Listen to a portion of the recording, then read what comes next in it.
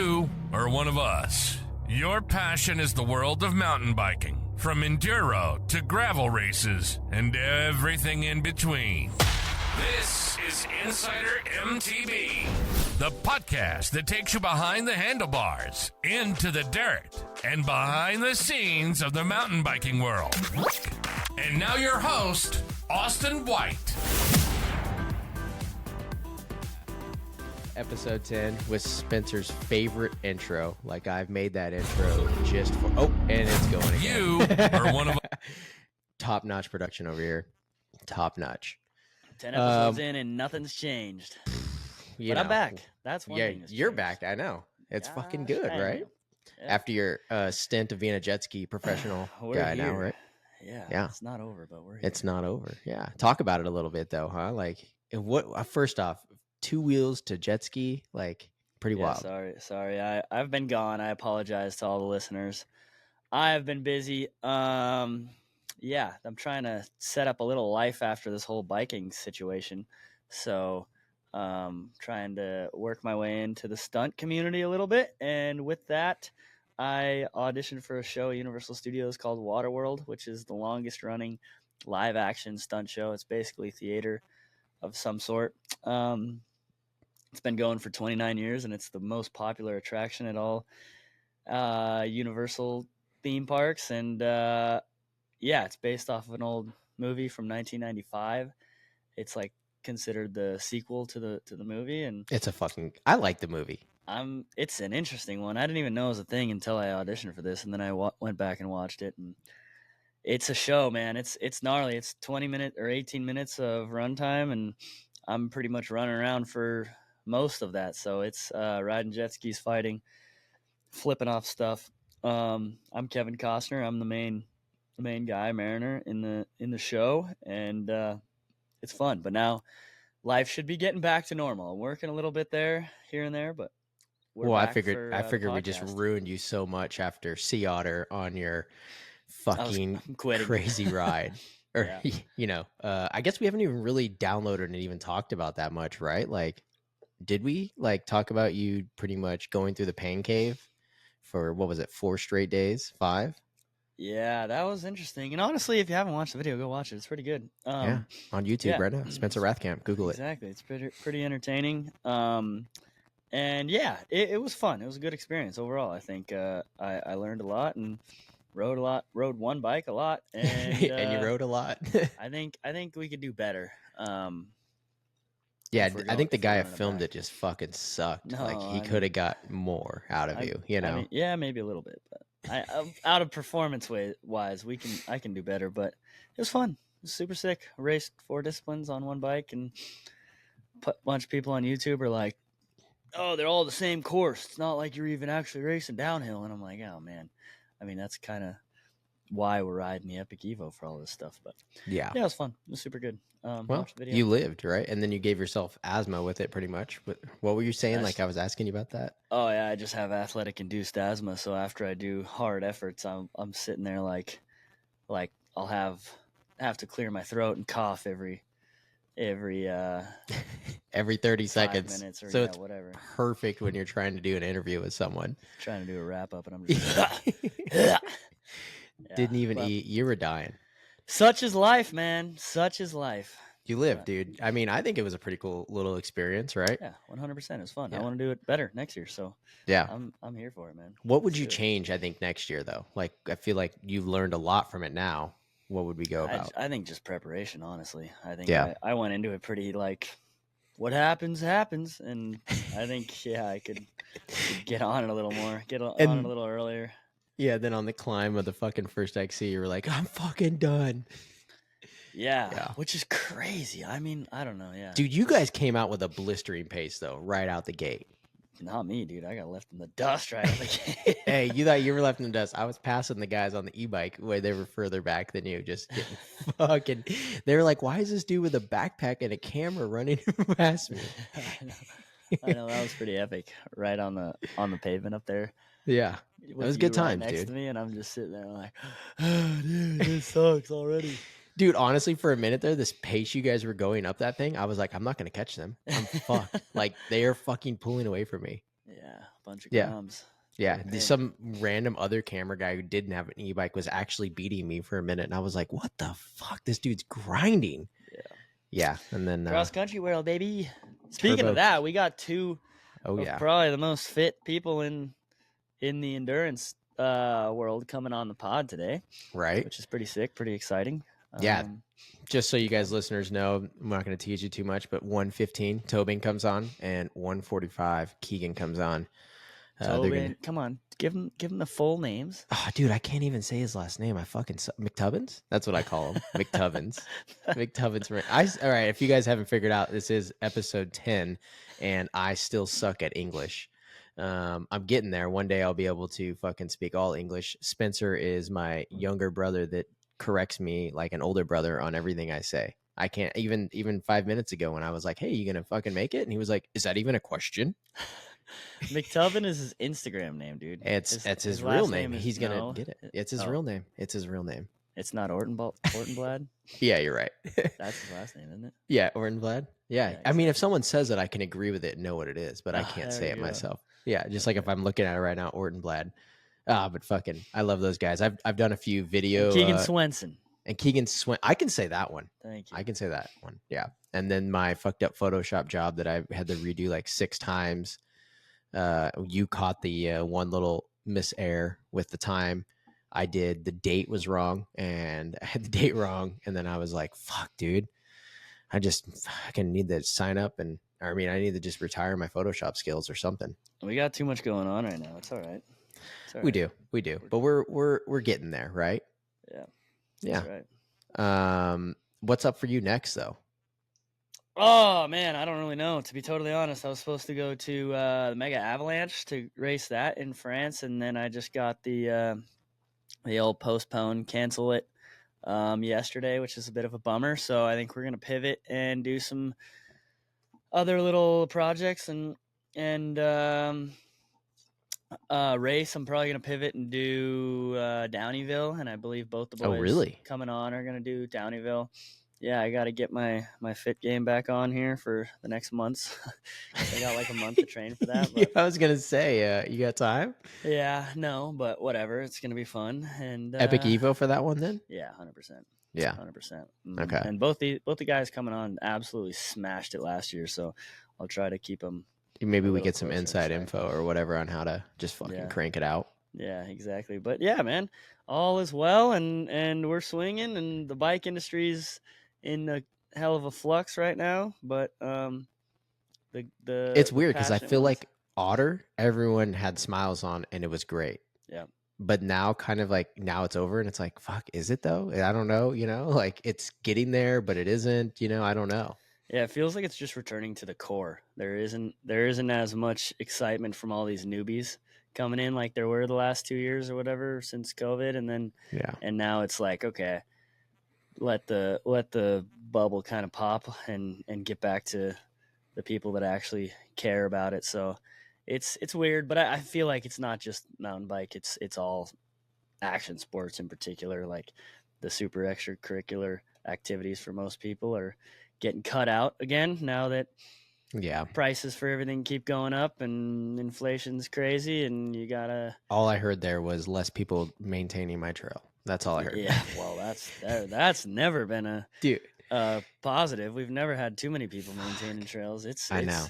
Grass is growing out here, baby, and the mustard is ridiculous here in Southern California. But yeah, I've been doing a bit of trail work, so we're just doesn't it feel like, I don't know about you, but like over on that side, but for me over here, it's like the grass didn't grow, but like the thicker bush grew, whatever it is. Mustard. Okay, the mustard is like. And it's fucked up. It'll like take you down if you roll into that shit a little bit wrong. Yeah, we had a lot of grass early in the season, and then the grass died, and the mustard plant started to say what's up, and it's everywhere. And yeah, it's a pain. And then we got those little spiky plants too. I forget what they're called, like stinging nettle or something like that. Stinging nettle? Nettle. Oh, I thought you said metal. I was like, damn. Stinging nettle is what I believe what the plant is called. But yeah, it's everywhere. But hey, it's fucked up. It's life. It's just what we got to do. It's man. life. I don't fucking like it. I don't either, but we got it. Nobody else is going to clear it. So if you're listening, freaking help out your local trails, please. Yeah, about your local trail guy. I'm gonna fire up the Suron out here and fucking get it going. Might as well. Just put some blades on the side of that thing and just slip right through it. Yeah, that honestly would be a pretty sweet idea. Yeah, that'd be pretty cool, but I don't think it's gonna fucking work. It's not gonna work. Yeah, but the mountain bike world is going. We had Hardline a couple weeks ago, and we got World Cups are swinging. And how about hold on, Team USA? We got 2. That's where I was going. Also, okay, that was where I was going next. We got 2. Yeah, how about it? We had Christopher on the pod, and we tried to have RJ, but I fucked it up. Yep, nothing new. Thanks. No, I'm just kidding. I'm totally the sport man. I need it. No, but it's insane though that we got 2, and then Sevilla, and then who else is also going on the women's side? Was it Kate or who did they pick? I can't remember. I should look it up, right? Damn, I suck at that. Yep. I mean, I'm top notch news over here. But no, it's pretty sick. We got what we're talking about right now is the Olympic roster was just announced. And US is confirmed to have 2 male positions. We got Haley, our other person. Oh yeah, Haley Batten. Yeah, what am I thinking right now? Sorry, fuck, I am so sorry, Haley.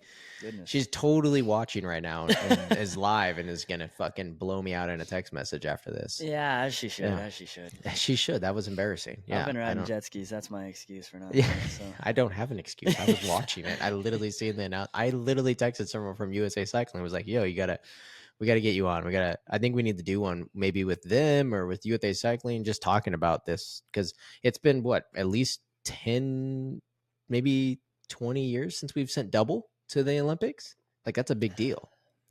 Yeah, which is cool. It's pretty sweet. Double, and we're guaranteed double the next year because it's coming to us to US. Yeah, or to LA. Yeah, LA. Us, like me and you, dude. We're gonna be crushing it. But yeah, I mean, think of the content we could do for that. Yeah, exactly. It's awesome. I'm excited for it, and I'm excited for the crew that's getting an opportunity this year. Paris Olympics are going to be. It does look pretty good though. Blevins and fucking RJ. It's been looking pretty good too. Hey, they're both ripping. Yeah, and on the women's side, like Haley's been absolutely smashing it, and Sylvia too. It's cool. It's super sick, and it's exciting. Yeah. Could be a change up, is all I'm saying. We could maybe we walk away with something like a medal. Yeah. Preferably gold, but we'll take any flavor of them. Hey man. We're not picky. Just here to support. Here to support. All right, well, should I text Tobin and see where the fuck he's at? He's taking forever over here. That's okay. He's still a minute early, so he's got 1 time. minute. Yeah. But then we had Hardline went off. They had tried to put a massive jump in that I'm sure you saw, and it didn't work. I mean, would you have hit that? Absolutely not, dude. Are you kidding me? That was crazy. When I first saw the videos of it, and I think Sam Reynolds was also making comments on it, but it was like, this thing looks like a kicky jump for how big this thing is. And then the first or second video that you saw was a guy just soaring without his bike because he got kicked off the front of that thing, and that thing was gnarly, man. They're so lucky that it was all good, but they didn't die. Yeah, totally. And they ended up removing it, but it was a good event otherwise. Yeah, I would be happy to have that thing removed. That jump. Yeah, I wouldn't be in for that. They had some pretty cool marketing stuff to go along with it, with Johnny Walker trying to see if he could be faster than a mountain bike down it on a dirt bike. Which is pretty cool. You saw that? Yeah, that was pretty sick. Yeah. Tobin's here. Yeah, I'm gonna add him in. Let's go. Yeah, because I feel like he could talk about this too. Maybe he can. What up, Tobin? As he's frozen. What's up? How is this working? What's happening? We went over it last night, but does it sound good? Oh yeah, I think we're gonna be okay. We're gonna be good. All right. I don't know. How does it sound on your end? Sounds great, but I'm not the one recording it. Yeah, you have purely the best audio I've ever heard, probably right now. Excellent. Yo, we're talking about Red Bull Hardline and that fucking jump. Would you have done it? Probably. Probably. Being a gravel racer and all, that's right Makes up my alley. On the ground. Right up your alley. Yeah, Stop. I don't That know. would have been a perfect jump for you. It seemed like you just kind of coasted into it, right? It wasn't too lippy or anything. It seemed to work. That's why they no consequence whatsoever. Yeah. I'm glad they pulled that out. Like someone was gonna die on that. I don't know. Someone did die pretty much. Yeah, that guy just went. I don't actually know how messed up he got, but he went straight to his head. Like you just saw him slap. Like, does anyone know what actually came of that crash? He was fine. He was fine, which is a little unreal. dirt nap. Yeah, A concussion or something. Yeah, that's. I mean, yeah, that's subjectively fine or whatever. But none of that makes sense. No broken bones or anything. Brutal. But yeah, he just went to sleep for a little bit, unfortunately. Yeah, he fucking went to sleep. That's for sure. He definitely went to sleep. All right, dude. Let's give you an actual proper intro. I'm gonna fuck up your last name, but Tobin. just sound it out. You'll be fine. Ortenblad. Ortenblad. Yeah, I suck. My English sucks. McTubbins. Let's fucking just stick to McTubbins. McTubbins easy. Yeah, McTubbins is easy. World champion, right? Yeah, world champion. Yeah. Single speed cyclocross world champion. Let's go. You got the tat? Yeah, you got a tattoo. What was it? You guys want to see it? Absolutely. Yeah. Yes. It's on my.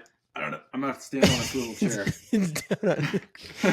For all the people that aren't watching us live, it's not that. It's not that one. It's my shorts are all right. Tight. Shorts are too sick. Shorts are too tight. Quads are too big. Yeah. Wow, dude. Save some for the rest of us, mate. Sorry, Austin. I don't know if you know this, but if you win single speed world champs, you have to get a tattoo. Yeah, you do. Really? That's kind of the thing. Yeah. Exactly. What? It's a little underground. It's not so official, but yeah. I had no idea on this. And how many years has that been going? It's been going for, man, it's been more than, maybe it's 15, 20 years. Maybe it's more, it's got to be more than 20 maybe. Getting the tat. Yeah, so if you win the race, I mean, it's single speeds, right? It's not like, this isn't a UCI title, everyone. It's still important, though. So yeah, if you win, there's usually like predetermined tattoos. And yeah, if you win, you have to get it. And if you don't want a tattoo, just you can make it obvious you would have crushed, but sit up at the line and get second place then. What? Yeah, I remember one year in San Francisco, two like professional cross racers went and they dominated and they didn't get the tattoo and they were like unofficially never allowed back. What? They can never come back and race. Yeah. So no way. Yeah, you have to you definitely, if you want to win, you gotta want the tattoo. And last year there's probably a group of like pretty legit cross racers that did actually want to get the tattoo. So it was a pretty proper race. Lance Hayden would have probably beat me maybe, but he got tackled in a pool. There's this pool we had to run through, and I think someone tackled him, and then I passed him. Then it was one lap to go, so I just held on. That's it. I seen that pool section. It looked fucking gnarly, dude. It was so janky, and like I knew that. So if everyone hadn't seen it, it was just a pool made out of plywood and 2x4s. I mean, it was legit, but it was probably like waist deep, and it had a ramp into it, and then into the pool, and then there's a ramp out of the pool, but no one was riding it. We were just running, and I had been up at the property where the race was, and I saw it before it was filled, and I saw there's a ramp to get out of it. I'm like, dude, bike shoes on wet plywood are going to be like kind of sketchy. So I took sheet metal screws and like screwed them into my sole, so at least I'd have some bite on it,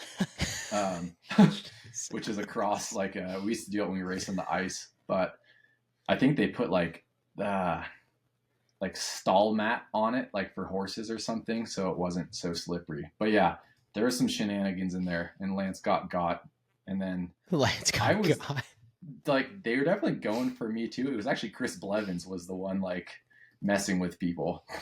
Really? But for the first time ever in my cycling career, like my weight finally paid dividends. Being a big dog helped out. You never hear something like that, right? No, ever. That's wild. Yeah, I was watching the videos and like the content from that. I remember like whoever was leading it when they first came into that, they fucking obliterated that person. Yeah. And it was fucked up. Yeah, so like I passed, and it was right before the finish line, so I passed him. I was like, man, I was I've been racing so hard, I haven't even looked at how many laps we have to go. So I passed Lance in the pool, went to the finish line, and they're like, 1 to go. And I was like, dude, I got this now. But then I had to go through the pool one more time. And I was like, the people that tackled Lance know that they might have just cost him the race. So I'm like, they're going to try to tackle me now to even it out. And they did. And yeah, I just pushed hard and like got away from him. No way. That's fucking gnarly, dude. It's pretty ridiculous. Wow. UCI is going to sanction it next year after that, and absolutely not. A little bit less fucking fighting, a little more pool section. If it's a moneymaker, the UCI is coming for it. It's a moneymaker. UCI is coming for it. All right. Well, then, how is your feeling on UCI? Then I guess we'll just get right into that. I don't know. I mean, whatever. It's fine. I guess like I'm not racing so much of those races anymore, so I have less opinions. But some of the rules for cross and stuff are just kind of like old and whatnot. I don't know. I'm not close enough to it anymore to have strong opinions, to be totally honest. Like, yeah, I guess when I was racing cross, I thought some of it was kind of silly. Like, there's a tire width restriction for cyclocross. You can't go wider than 33 millimeters, which in a way was to kind of like combat the rich teams having fleets of we race tubular wheels, so that means the tire glues to the rim. You don't just switch it; it's glued onto the rim. The tire I didn't know that. has a tube shoved into it, and then the sidewalls are cotton. They stitch it shut around the tube, so you can inflate the thing, and it's like a pool noodle. And you glue it onto a rim, and the rim is like, it's concave, so you just glue it onto that concave surface. And it's a process. It doesn't just happen and you go ride. It takes like a full day. Takes like, really? It takes a while. 2 days. Maybe, and it's old school, but it's still the best for cyclocross. So the point here is you can only run 33s, and like the mega rich Euro teams would have, like a box truck full of 35 mils, 33 mils, 31 mils, all the tires, different sizes, and then you need a ton of different wheel sets. So I think they made the rule to kind of combat the financial advantage like some of the big teams would have, showing up with like a fleet of wheels. Well, that makes sense then. Nowadays, though, I'm just like, you get back on a cross bike on 33s and you're like, this is not a bigger tire than we ride on road bikes, hardly. Like, it's just kind of silly. Is that rule still in place or no? Oh, yeah. Yeah, still. Yeah. I should know this. I broadcast the fucking thing. Yeah. That's 33s. And then if it's a USA cycling race, it's like 35 mil, or it's slightly bigger, but so yeah, are you okay? And then that leads me to my next one. You are full-time gravel then now, or you still kind of just hit some of those? It's kind of all over. Like, I really full-time like lifetime. Yeah, full-time lifetime. No lifetime for me, so I'm not even in the series. Oh, you're not? Okay, I didn't know. No, yeah, like. And was that your choice or their choice? Dude, I actually did apply. I'm not gonna lie. I'm not gonna fool you. I applied. And they were like, no. Like, how does that work? Oh, so I like applied, put time in my application. The year prior, the year I was in it, I like had some decent results. I was like top 5 in the overall at one point after Unbound. But then, I like went to this one super hilly race at altitude, like didn't do well there. I helped Keegan at Leadville, so kind of like didn't get a mega result for myself there. I just didn't have good results at the end of the year. And, I'm sure they have like 1,000 dudes applying to get in that series. So they're like, okay, Tobin didn't perform very well, so he's out. We'll let someone else try to take his spot, or like give someone else the opportunity. Being Keegan's teammate only gets you so far in life. So no lifetime. I do a lot of those races with our team, and then once the season's over, the gravel season goes way too late, in my opinion. Like, we're racing in mid-October. Yeah. The end of the season, which is just like, it's too late. So I would like to race cross in the winter, but like, you've been burning the candle hot, like spring, summer, early fall, where you don't have much left in the tank to. And obviously it's a different training schedule, right? Yeah, and cyclocross is an hour-long race. It's like super explosive versus gravel's like just kind of diesel fitness. Just sit on the gas for 6-7 hours. Is that why you guys are mainly doing just big fucking road rides, I feel like? Yeah, always. Like those mega 7-8 hour road rides. Just got to get good at just holding the power, you know, like, yeah, that makes sense. I don't know. There's like, some people are like, well, if you train this hard doing lower volume, like you do 4-hour rides, but you train in these zones, like very, very strictly, like it should have the same effect. And you're just like, there's no replacement for displacement, brother. And that is just going out and doing the volume. Time, fucking guy. Yeah. Yeah. I mean, so then obviously, even if you wanted to do cross, it'd be probably fucking pretty brutal, right? It's like, so brutal. You're tired. Yeah. And then like, it's just a different effort. It's like so fast and explosive. And I mean, I'm not old. I'm 29, but I'm on the older of like, you're starting to be an older professional racer, and you get like these younger kids coming in, they're like 21, 22, and they're just like so explosive and fast. And it's hard to hold their wheels, man. Like, the explosivity is something we don't train, and those guys just can punch it so hard out of every corner that, yeah, it's like a 2-stroke versus like a diesel truck or something, I guess, right? Like, I kind of made the joke, like, I feel like the Lifetime series of this gravel series is kind of like where the older guys, like, I feel like you can't be a younger guy though and come in, like a 21-year-old's not going to come in and win that. No, I completely agree. And I think it's like cumulative training, right? Like, you see it all the time when you're, I don't know, when I was younger, riding with like the older guys in town, like those guys are good on the long rides, like 100 miles plus. They're just good versus the young guys. You like, they don't have the miles in your legs. It sounds like so unscientific when you say it like that, but but I think it has some truth and some ground to stand on, because that's why the best young rider under 25 in Tour de France, like that award exists, because up until recently, if you were a younger rider, they weren't as competitive, and now there seems to be a bit of a shift with some of these. Now it's all like insane. Yeah, I mean, Pogacar's like white jersey and yellow jersey, I think. Yeah, exactly. So but that is a very good point. Yeah. And the peak Tour de France riders typically used to be like in our age range, which is right just before 30, if not right around then, 28. The prime. In the prime. Yeah. But yeah, that's a super good point. That is, how much different is like your guys' training, I guess, but even from a tour training, because I feel like it is pretty gnarly.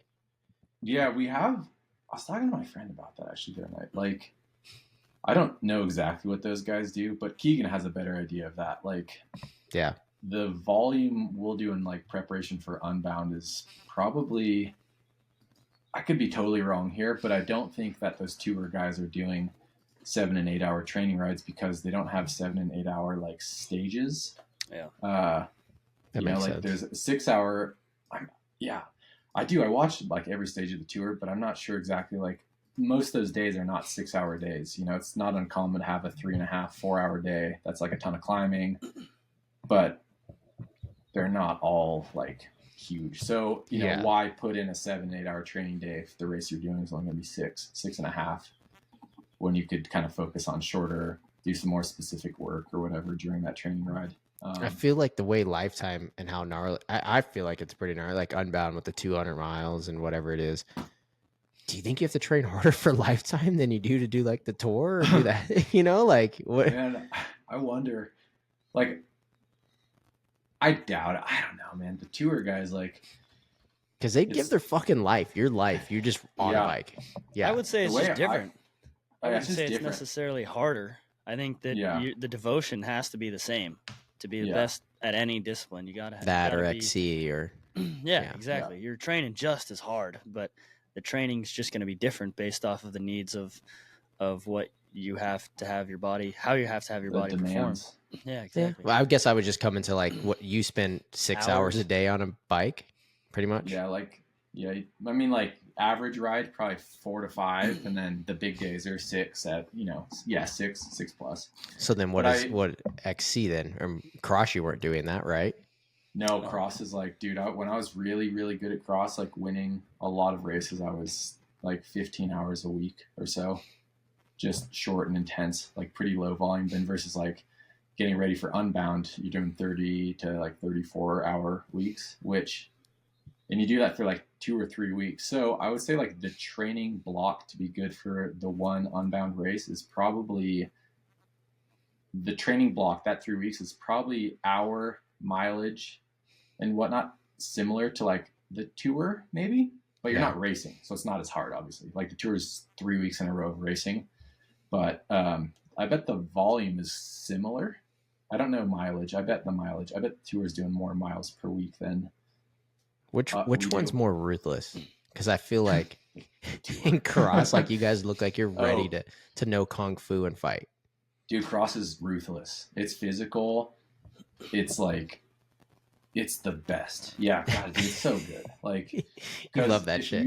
I love it, man. So you get to like, like if the finish line's like around the corner and you just got to be in that corner first, like you know it, the guy next to you knows it, and it's like, well, who's gonna come out first? You know. Cross, in my opinion, is the most difficult discipline of cycling that I've ever raced. It's really, it's hard. I mean, it's just an hour of absolute full gas. You're ideally not getting off the bike, but most cases you're getting off the bike and running. Always shitty weather. Which is like they look for shitty weather weekends. Why is that? It's just the winter. That's why Keegan hates it. That's the spirit of cross, man. It's a crazy spirit. I don't know if I'm down for that. I almost think I think cross is like the most tactical, the most like craft. Like, how good is your cross craft? Are you a good runner, good at getting off the bike, good at bunny hopping, good at riding the sketchy bike fast? Because that's like the magic of cross. Like, it's a sketchy bike, but if you're good at it, it's the fastest bike still. So yeah, they give you no suspension, no fucking good tires, like 33 millimeter tires. Yeah, what the fuck? If you really push on them really, really hard, you can rip them off. So you got to be kind of, you can rip your tire right off the rim. No fucking way. I used to think like cross is a really hard effort, but I think XCO, like UCI style XCO racing, is almost worse. It's like harder because cross to me feels like you exit a corner, then you like sprint and you get up to speed, then you like motor and you like twist the throttle and you kind of stay there till the next turns. Cross country, like XCO styles, is like little hills, and whenever you're on a hill, it just seems like the guy in front of you is trying to kill you. Like, it's 11 out of 10 to the top of the hill, quick descent, like descend cross-eyed, hit the next reverse as hard as you can, like, and it's an hour and 20 minutes, so it's another 20 minutes. So I don't know, cross country felt like way more excruciating to me than it does. It looks more excruciating. Yeah, than cyclocross. Cyclocross had more like, you're up at speed, but you're not. You've gotten to speed, now you get to stay there for a bit. Versus cross country is like high speed, low speed, like a ton of really hard accelerations. It's different, but it's. And I think XCO. You're not really getting off your bike to fight the guy next to you, so No. So I feel like, and it's there. I can't believe that. I mean, because I did my first ever. So I didn't race it. I was doing the broadcast for cyclocross at Kentucky or wherever the fuck we were at. But dude, it's wild. Your guys' dismount, and then your guys' like remount. Like, dude, I can't even do that with flat pedals. That fucking smooth. Yeah, you get good at it. And some like Curtis White is really good at it. Who is one of the best cross guys right now. He's really good at it because he's not a great bunny hopper, so he has to be good at it. Oh, really? Yeah. How can you not be a great bunny hopper and race cross, though? As long as we're talking shit. I'm a little bit confused on how you can't be a good bunny hopper and be good at cross then. You just don't bunny hop the barriers. Yeah, I mean, isn't it faster? If you can get off. Fast. Yeah, but if it goes wrong, it's way slower. Yeah, if it goes wrong. Go over the bars. I'm here for that. And it happens. I mean, it's you don't have a fork to like help you eat it. There's like, if you clip it, just gone. Dude, I was actually loving cross, and the fact like you guys, that was the closest to Supercross level because it's in the center of the city, and you guys are taking it like they literally were going to the last corner, taking each other out, T-boning the fuck out of a guy, and I was like, what the fuck is this? Yeah, it's cool. It's like Supercross. It is, and it's insane in Europe.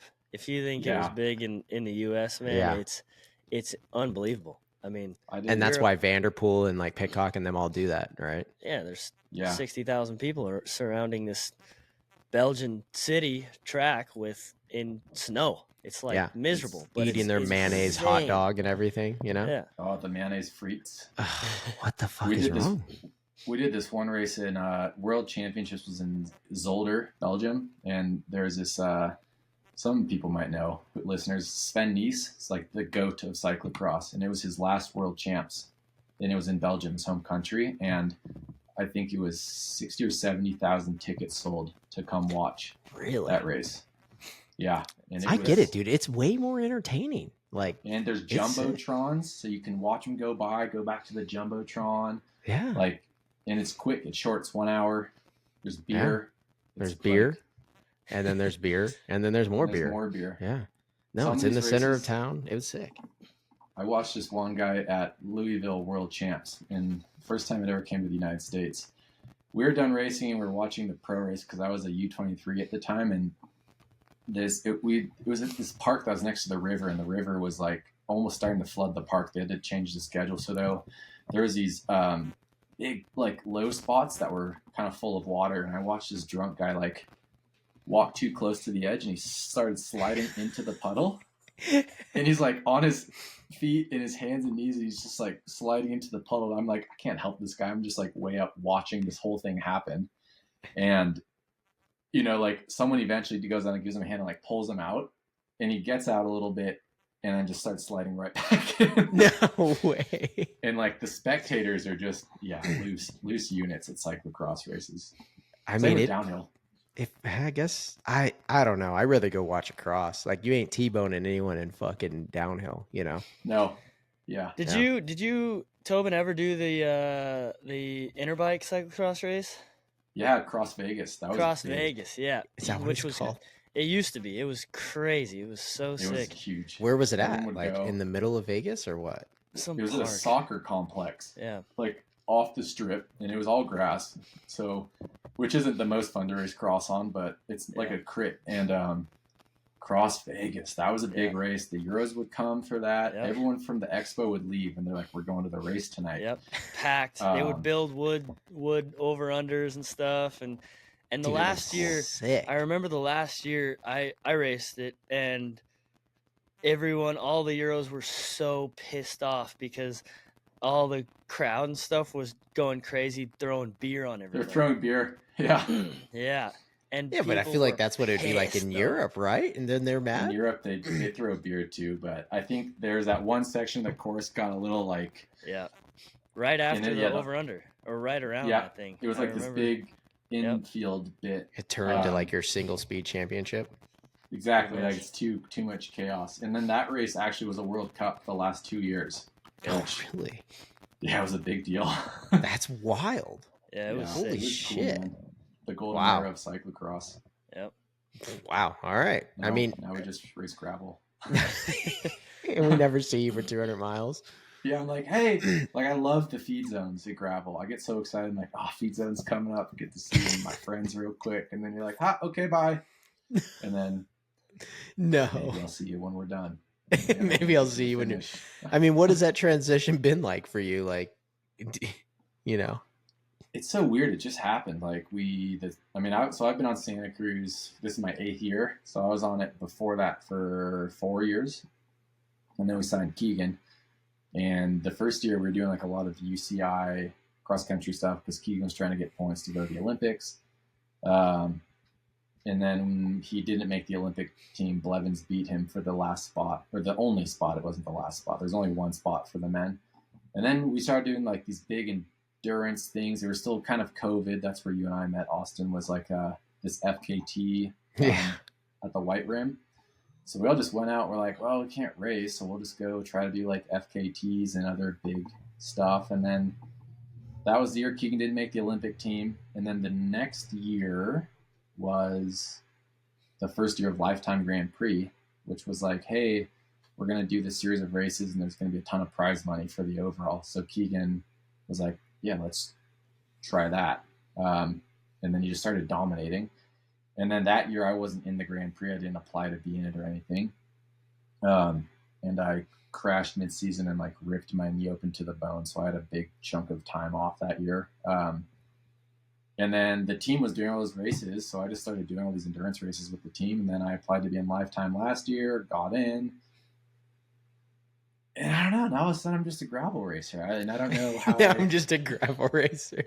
It's fucking over. You're a gravel racer now. Like, I feel super grateful for the support. Like, I have a great time doing my job, racing, doing gravel, whatever it is. Like, I just like racing. I do wish though that cyclocross was still the discipline, because it was the coolest for a long time, and maybe it'll be cool again one day. But right now, gravel's cool, so.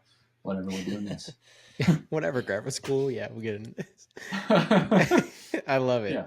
That's a wild way to look at it. How does it feel for you going from a full gravel schedule then to race things like Downeyville in the middle of your season essentially, and you guys smashed everyone last year I would say your guys' fitness level was probably still pretty geared towards extended events, and now you got an hour and 30 cross country race. Yeah, so with Downeyville, a 45. Yeah, Downeyville for I guess the listeners, the 2-day race. Saturday is the cross country race, and it's basically just a beefy climb up this mountain, and then an hour descent back into town. Ish. Yeah, and it's still with 1,500 feet of climbing in the descent, or 1,200. Yeah, they're still climbing in it. It trends downhill, but there's some. That's another downhill. Yeah, it's Downeyville's World Championship is what it's called. The all mountain unofficial. Yeah. All mountain World Championship. Sorry, keep going. Yeah, that's totally accurate. And then so Saturday's up and down, and then Sunday you just get dropped off at the top of the mountain. It's just a race to town. Not a mass start. That's timed. So Saturday is a cross country start. Sunday's timed, 1 minute intervals. Dude, Downeyville feels like such a nice vacation weekend almost. Where it's a race you're taking.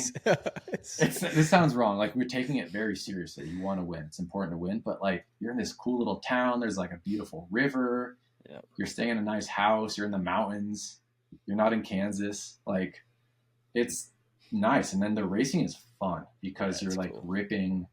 You're on a cross country bike, but you have it set up with a knobbier 2.4 tire than you would normally have. Your bike's at the 120 mil setup, not the 100 mil you might have for a Sea Otter, and you just get to rip, and you get to compete based on handling skills and fitness, not just fitness, which is nice. It's gravel's not a lot of handling involved. That's why there's a lot of roadies that are good at it. But yeah, so Downeyville the fitness is there. It's a massively long climb. It's not a terribly punchy race, because it's just that slog of a climb. So it is actually somewhat well suited to what we've been doing prior to that. And yeah, the team won't go this year. I'm going to go. But Alexis and Keegan will be at Crusher and the Tusher, which is a race in Utah. It has more climbing than descending. It's a pretty dumb race, in my opinion. But more climbing than descending? That sucks. Dude, it's a point-to-point race. You got a mountain, right? Starts here. You go up the mountain, down the back of the mountain, do a loop, climb up what you just descended, and then when you get to the point, the peak over here, instead of going back to town or whatever, you continue up the ridge to a ski resort. And it's a point-to-point. So you go up, down, up, up. And it's that sounds like a Keegan type of fucking race right there, though. He loves it. Yeah. He's here right now. Let me fucking add him in. What's his name that puts it on? Bert? What up, Keegan? Burke. Yeah, exactly. We're talking about your favorite race, the Crusher and the Tusher. Tobin's favorite. He loves that race. He's actually coming back for it this year. He just hasn't said it yet. I was just telling him how lucky I am to get to not go to that this year. Even if Downeyville wasn't happening, I wouldn't go to that race again. Stop. All right, you guys. Keegan Swenson's here, our next guest. What's up, Keegan? Oh, not much, guys. Yeah. You get the iPhone figured out, it looks like? Oh, yeah. Got a nice cardboard stand set up with ball over here. Yes. Are you guys right around the corner? Right around the corner from each other, too? No, this guy's in California. Oh, okay. Yeah, I'm in a race. Oh, I thought you guys were both at Lost and Found.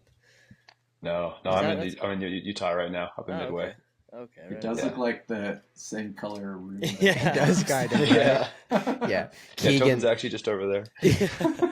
Keegan does the test and he's like, "Hey man, I got this 2015 MacBook Pro with a fucking Air. It's not even a Pro. It's just a basic ass MacBook. It's the cheap, the thin little guy. The camera was 480 on it. I was like, Jesus Christ, can we try your iPhone? You know, switched him up to the iPhone, and I'm stoked it's working. But and I guess he's got a cardboard stand, and he's got a nice flat screen TV though. Yeah. Fucking A, buy yourself a laptop over here. The guy wins fucking $150,000 last year at the fucking race. And he's like, nah, dude, old laptop. Can't make it happen. Old laptop. We got motorcycles to buy, man. I can't find laptops. I get it. That's true. Keegan, what's your thoughts on cross? Are we going to see you race cross now since Tobin is really into it? Oh, I mean, someday. You know, it is on the bucket list. I would love to go race cross nationals. No, he always says this. I always say it. One day it'll happen, though. Once it goes to some place that's not like cold in the Midwest or Northeast, maybe like if it goes to California or when the fuck does Arizona, it go to California? It'll go someday. Just wait. San Diego, that's like LA, someday. Well, we were gonna have USA Cycling on. Should we ask them if they can have one there for you? Tell them to host it in San Diego or maybe Tucson. Let's make it super easy. We got sand washes, dude. We got all sorts of good cross stuff. You could do a good cross race in the sand in Tucson. Actually. You could. Yeah. Seriously, yeah. Because what was that one race in Tucson? You just crushed it at last year with you and Blevins went at it, and you got him in the sand wash. Oh, that was up in Phoenix. Same thing. We could do Phoenix too. I'd let Phoenix happen. Okay, I thought it was Tucson. It was in Phoenix. Yeah, that was up in Cave Creek, up in Scottsdale. Oh, really? Okay, shit. Yeah, you guys are riding old moto trails that we used to ride. Yeah. There's a ton this year, there's even more of them this year. Lots of whoops. Really? Yeah. Yeah, I watched that Luca Cometti video from it, and he was like, dude, people were fucking dying in those whoops. Dude, they were just these huge whoops, and there's a whole shot into it, and then it's just probably 10-minute climb, maybe not that long. It's the climb, and then it's like a whole shot into this like fire road. It's just whooped out, and you know, we're on gravel bikes, and some of these guys just like, I watched one guy like start to go over the bars over the first whoop, ride his front wheel through the like trough of it, and then just like hit the face of the next whoop and just get ejected. Like right next to me, here. I'm just like gone. Gotta love roadies. You gotta love roadies. Ejected. And the best part was he was fighting someone for the spot, and then one of them's more of a road racer. I know both of them. One's more of a road you racer. knew these people. That's even better. And I'm just like, don't fight him for the wheel. And they start fighting. I'm like, ooh, one of you's not coming out of this on the bike. Seriously. The roadie lost, if you guys were curious. I understand. I was dealing with that at Sea Otter. Just battling some roadies on the cross country race. I'm like, dude, I'm going to go down this hill faster than you. Just let me. Like, it helps us all if I just get the pace going high. Like, I'll let you by the minute we get to the climb. I promise. Yeah. I love that we have Keegan's old teammate and Keegan's new teammate on the podcast. I've been told that you guys were teammates, Spencer. Very loosely teammates? Very loosely. Keegan's like, I'm going to separate this one right now. It was very loosely. We were associated. Team associated, I would say. For just a little bit. Nice. Yeah. I was on like the B team. It was like a show air thing. There was like the ride biker team, and there was like the show air factory team, and there was like a few months of like some overlap. Yeah. And then we all got fired. You were all in the same pit area at one time. Is that what the overlap was? Or no, there was no pit for me. I was just wearing a show air jersey for a couple weeks, and then I was on the ride biker deal. Yeah. Okay. So you guys have rode the same trails at the same time. All right. Nice. Mm-hmm. Yeah. That's the closest you have there. Okay. Me just a little further behind. Keegan, so talk about the transition from being an XC guy. Now you're basically a fucking roadie in gravel racing. Yeah, it happened pretty quick, you know. Wait, like Keegan's a Grand Fondo specialist also. Yeah. Oh, really? He won a big Grand Fondo this year as well. Okay. On the road. On the road? Yeah. Sorry to interrupt. Yeah. Which one? Yeah. Levi's. Oh, up in like Sonoma, Petaluma area. Okay, someone explain to me, what is a fucking Grand Fondo? It's a race if you want it to be a race at the front, but it's not a race if you don't want it to be at the back, I guess is the best way to put it. It's not. And it was a race because there's money. There was a lot of money at this one. Hold on, there's money, so then how is it not a race? I'm confused. Well, it was a full race, but I think it was like, dude, that was full on. They're like 10 G's. First place, $10,000. What? How are you not going to call that a bike race? That's a bike race. That's not a Fondo. Oh yeah, it was a full bike race at the front. Yeah, I almost wonder with like the Fondo though, if it's like we have a Fondo, we'll have loose scoring like men and women, because I don't think that the race had. So there was no scoring. It was just whoever fucking went through first. No, there was scoring. There was chips and numbers. There was chips. The way that Levi kind of structured it was that it was like a fun ride in Fondo for like most, but then there was like an elite pro category, which is what we raced. For the other 6,900 participants, and then I think there was or maybe just the Growler. Maybe the Growler, which was like the 140 mile one, was a race, and the others were fun rides. Maybe that's how it was structured. I don't fully know. Is there like a distance when you've set a Grand Fondo, or is there just whatever? I mean, it's whatever. I think why he still called it the Fondo is because it was kind of like a gravel race in the sense that like there was no support, so there was no team cars. You couldn't have anyone feeding you. You had to just use their support and like fill up your bottles or grab their bottles, use their gels. Like you had to like be self-sufficient, which I think is why they didn't want to call it a road race, because feed zones. There wasn't actually feed zones. There wasn't follow cars. There wasn't like any of that traditional road race business, which was cool because it made it easy for like our small team of 2 to go in and get it done, you know? So Tobin over here, he's like, I sacrificed. It was so sweet. So what you're saying is you should be more considered a roadie because you probably have won more money racing road this year so far than that. That might be true. I don't know. Whiskey 50 though, still pretty good payout. I did win that. Payout. Does he actually pay pretty good at those? Oh yeah. But the 24 hours doesn't pay, right? No, that one doesn't pay, but the Whiskey 50 pays well. That one, it's like, I can't remember what the total prize purse is, but it's $5,000 to win and pays 12 deep. So it's really? It's a good payout. Yeah. Oh, I didn't know that. Okay. One of the better ones we have. Sea Otter's bullshit. Keegan just got his check in the mail from Sea Otter, and he's like, I think it was like $500. $500. What? Yeah. Is that not? Does Lifetime not pay per round, or is it just overall? No, just overall, and then like Crusher has a small payout of a couple grand, maybe it's 1,000. Up! I thought that they were paying per round.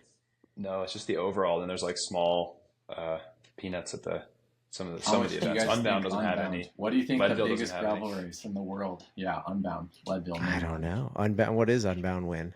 Non-zero. No, what? There's no money. There's no money. Yeah. Look at Spencer over there biting his fucking lip right now. Like, I got out right on time. Holy shit. Yeah. But most of it's like, I mean, most of us make good money on the bonuses and like on that side of things. But wow. Okay. Well, that changes things on my thought about it a little bit. I was like, oh, wow, look at, they're paying all these guys some pretty good money. Like, this is where you got to go. But yeah, just the overall. Just the overall. Place. Yeah. And then like Mahorich, gravel world champ rolls up at Unbound. He was chatting. He's like, there's no payout for this. He's like, I cannot believe that. And I was like, yeah, just to the risk your United fucking States. Life on the starts of those things. The starts look the gnarliest. Oh yeah. Wow. Okay. So then, how much are entries? So that you have to pay the full entry price at every one and they set it? They do comp the Grand Prix entries. Like it's like if you're in the series, it's like so that's why Tobin was fighting so hard to get into that. Yeah. Yeah. For the team, but to save the team's budget. To save the team's budget. I love it. Wow. Okay. All right. So you've made more money road racing. You're looking to get on racing. Fondo racing. Yeah, seriously. So seriously, what the fuck happened this year at Unbound? It was just a road race. There wasn't, it wasn't hot, it wasn't windy, it wasn't muddy, and the course was just ripping fast, and it was a deep field, and it just stuck together the whole time. And there wasn't, the break went, no one was working. There's no teams. Because I think what happens is these gravel races, people think, oh, the brake can just go and it'll come back because that's what happens in road racing. But there isn't teams to bring it back, you know? So that brake all of a sudden had almost 10 minutes, and then Tobin and Ian Boswell pretty much single-handedly brought that brake back. And if they didn't ride, no one would have ridden, and that brake would have won the race. So I think it's kind of a weird dynamic in that no one really wants to do the work to bring it back. And, you know, if I were to try to go in the brake, it wouldn't happen. It would just immediately get chased.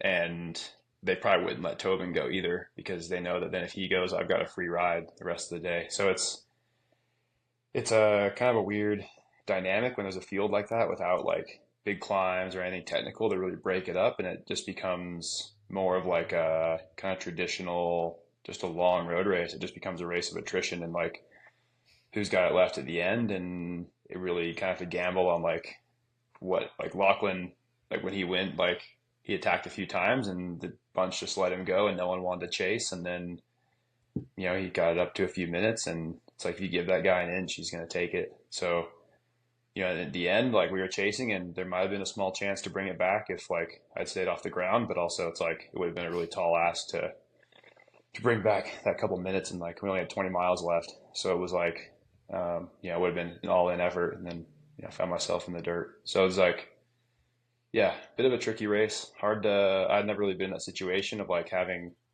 like so many guys really making it it's such a negative. It was such a negative race, I guess, in the sense that no one was willing to push. And, you know, I was like very, very marked being the defending champion. There's a few of us that were in that same boat of like, not like Matt Beers was also a very marked rider, as he just, you know, whipped everyone at BWR California. So I think they were leery of him as well and wouldn't give him any leash. So yeah, just couldn't really make anything stick, you know, and it was hard to, I tried a few moves, and it was just, there's too many guys willing to bring me back anytime I tried, and then no one else was willing to do the work to bring back other moves. So it just became like I just kind of got stuck in a way. So like in the past, has it been that way or no?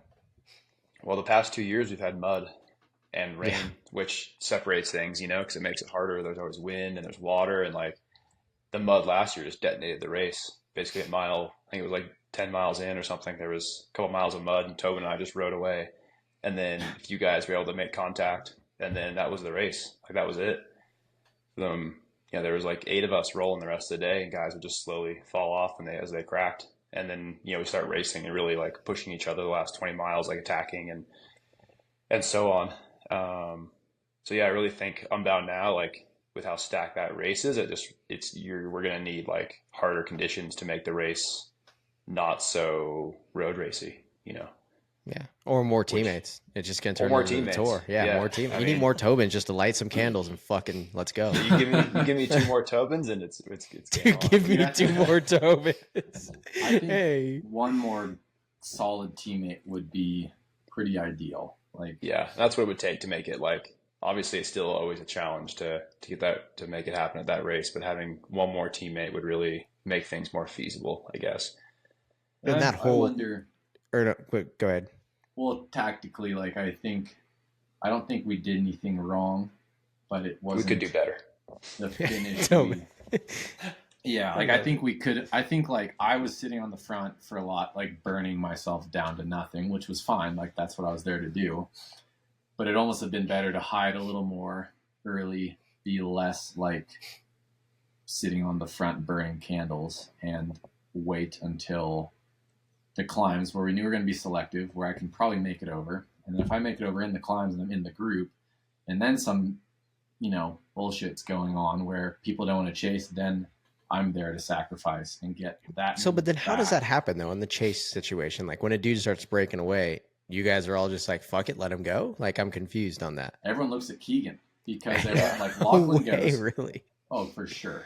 Like everyone goes, and you know, there's maybe 8 guys. So Lachlan rolls, and everyone's like, well, Keegan's the man to beat. Surely Keegan will do this. And like, yeah, Keegan might try, but I can only do it so many times before I'm like, well, if I keep chasing, I'm going to lose anyway. So I might have to like, you have to gamble on like them. You have to be willing to lose the race in order to win the race at a certain point, you know? Like you can't do all the work and win. Yeah. So that's fucking gnarly. So is in the past years, then when you get those mud sections or whatever, and the separators, you would hit that and there'd be like 5 of you. What happens when you're in like that 5-pack? Is it the same situation? You guys Then are all then people work. Then everyone will ride because they know it's their best chance at like a top 10 or a top 5. Because if they don't work, then the group's going to start, people are going to start attacking, or we're going to get caught by the 30 guys chasing behind. So like I think it really like a group of like 10 or less is kind of ideal. It's harder for people to skip turns and harder to hide. But when a group gets like 20, 30, 40, you just can't organize people to ride, unless there's teammates that are willing to ride. It doesn't work. Is this like a head nod, or is it like hey, you want to go? I'll go. Or how does the conversation? I just want to know what's going on there. Like, I mean, normally, if there's like mud or if there's a crosswind or whatever, like you just go and whoever makes it, makes it. And, like you don't, there's no whole lot of communication there. It's really like whoever has the legs to make it will make it. And if he dies, he dies. Is that just fucking... Pretty much? Yeah. Wow. And you have to like sometimes you have to race as if it's a 2-hour long race, and you just I can't do this all day, but they don't know that. You just go as long as you can, and you just lighten them fucking matches. You're just playing chicken with everyone. Everyone's playing chicken with each other. Are you guys out there barking orders much at people and being like, "Hey, man, we need you to work if we're gonna make this stick," and stuff like that? I mean, you try. I gotta try. I mean, sometimes it helps to you can yell at them, or you can try and con them into it. Yeah. Or you can use other words, but sometimes it doesn't work. Other words. I mean, come on, let's just share your best sentence you've given off, Like, hey, you motherfucker, go. On here. No, you can say whatever. We're totally open. We like to cuss, Yeah.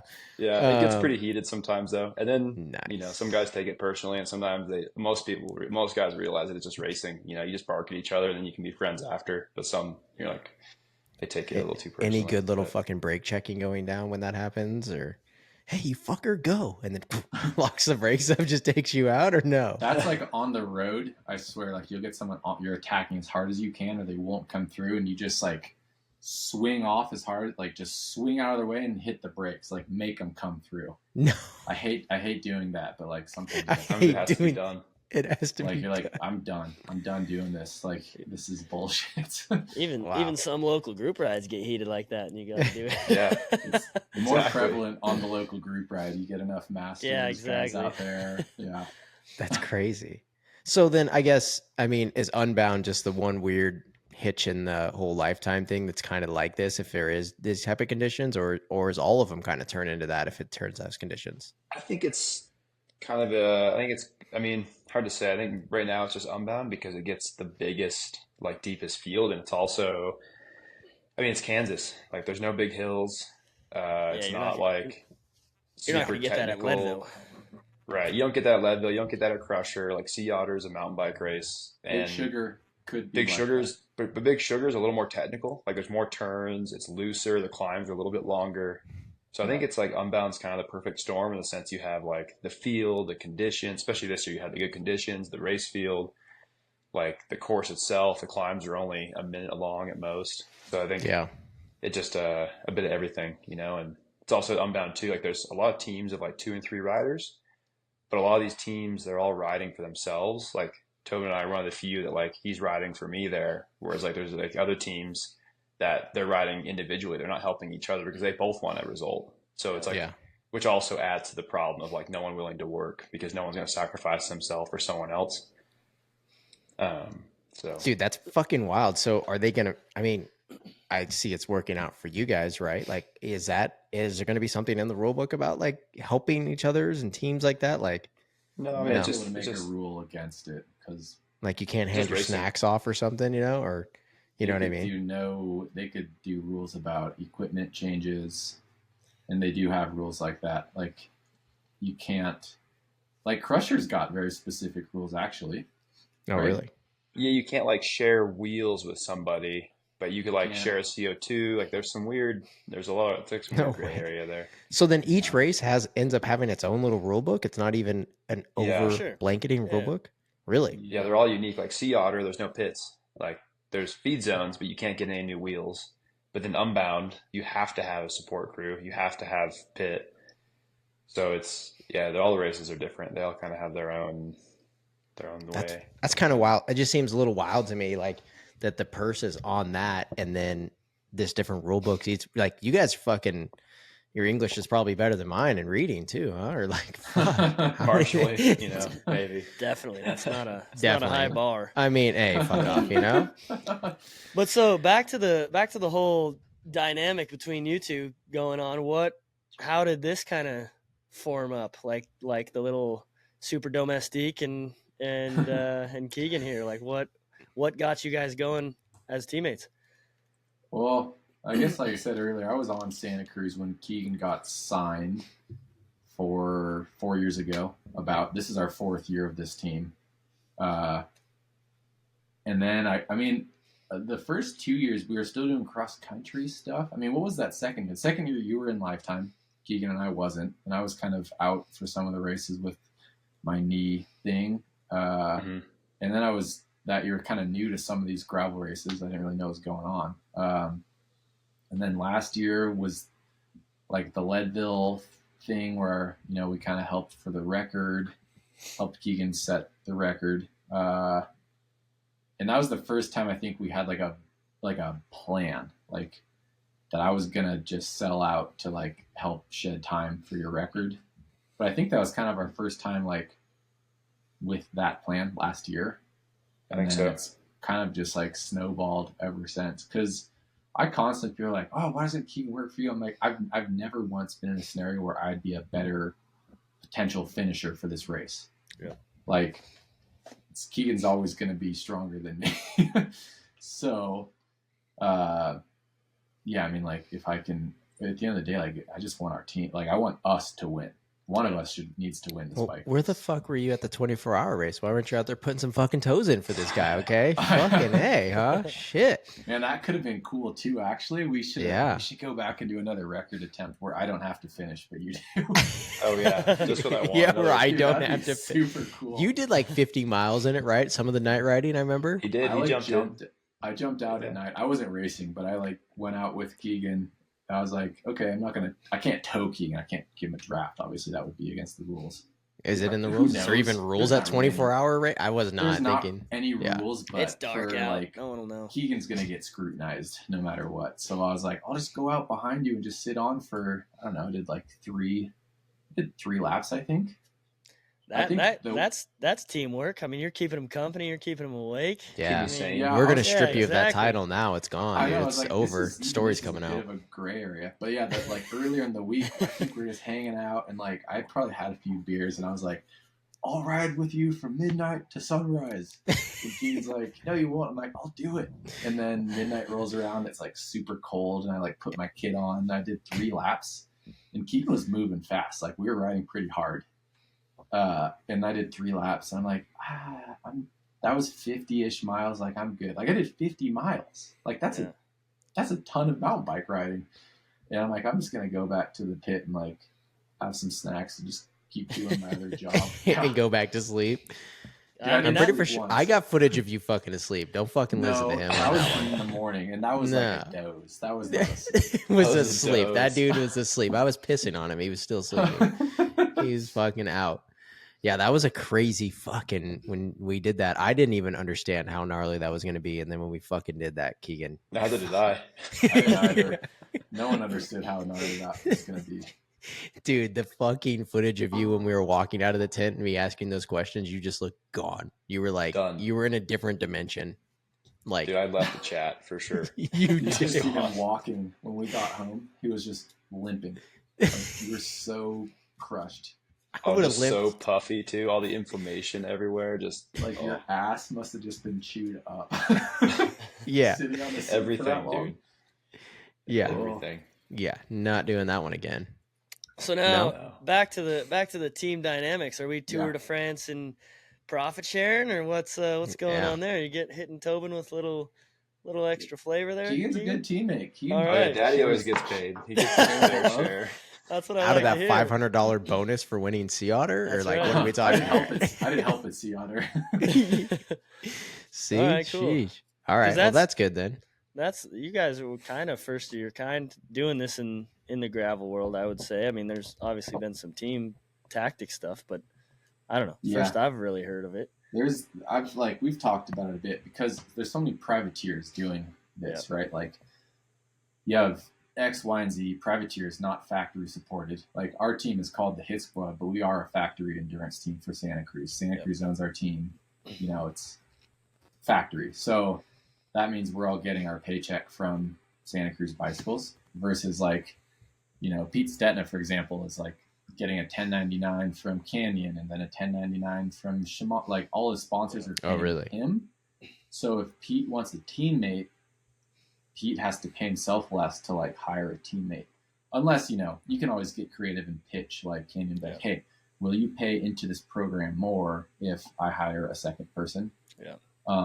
But, you know, people are, I'm not calling Pete selfish or anything, but like people want to make money racing. Right, so like there's no incentive. Yeah. It's not like you guys are getting $1 million contracts here, right? You know? No. So like the privateer model is so prevalent in gravel and not the factory model that I think that you won't see a ton of these teams, you know, start being a thing until there's more like. What I just heard is Tobin is starting a team when he retires, and this is going to be the strategy. This is going to be it.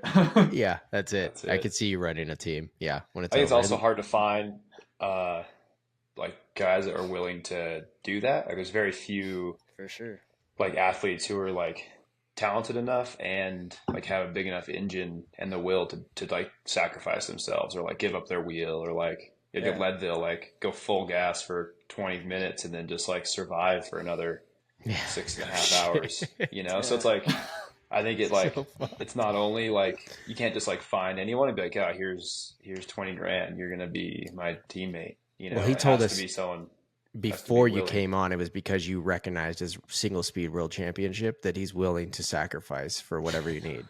I mean, that's the most legitimate title in cycling. Yeah, you can say all they want. But. That's not the sarcasm hurts right now. Oh my gosh, so good. Yeah, when are we going to see you sign up for that class? I did it. Worlds. Yeah. Oh, did you? I did it in Durango. They all got disqualified for cutting the course. The story comes out unknowingly. Okay. Yeah. Sure, buddy. I'm winking on that one. Yeah. Someone rerouted the course for them, and one of only I think Howard Gruffs is the only one that recognized that it had been rerouted by these people fucking off, and Howie stayed on the old course, and technically was the only one that stayed on course. What a guy! Wow. Yeah. There's so much fuckery, like you don't know. I was like, this is probably real. Like they're always changing things. They're like throwing shit at you. Like, well, I'm not surprised the course is changing. Like this is just par for the course. Yeah. And then turns out it wasn't actually like legit. It wasn't an official. It was some drunk assholes who decided to change the course. Oh fuck, that's wild. Good for you guys for adapting. Honestly, that should probably be a tattoo in its own, man. Yeah. Do you guys matching tattoos yet? Tramp stamp area though, probably. Yeah, we have a matching Hit Squad tattoo. We have that we do. Tattoos. Yeah, my mom loves it. I think you guys need a tattoo that, like, when you put your fingers together, like it matches. You know, or like two halves of a Yes, of a heart like that's something. what I'm thinking. Yeah, that's just where this relationship is at. Like seriously. Yeah. Wow. I guess another thing too, circling back to the team thing, is like if you had someone. Like, I guess I've been with Santa Cruz for a long time and pretty close to the brand. So, like, I think that they see the value in what we are doing. Or, like, I'd like to think I'm not going to not get re-signed because I didn't pull a bunch of results.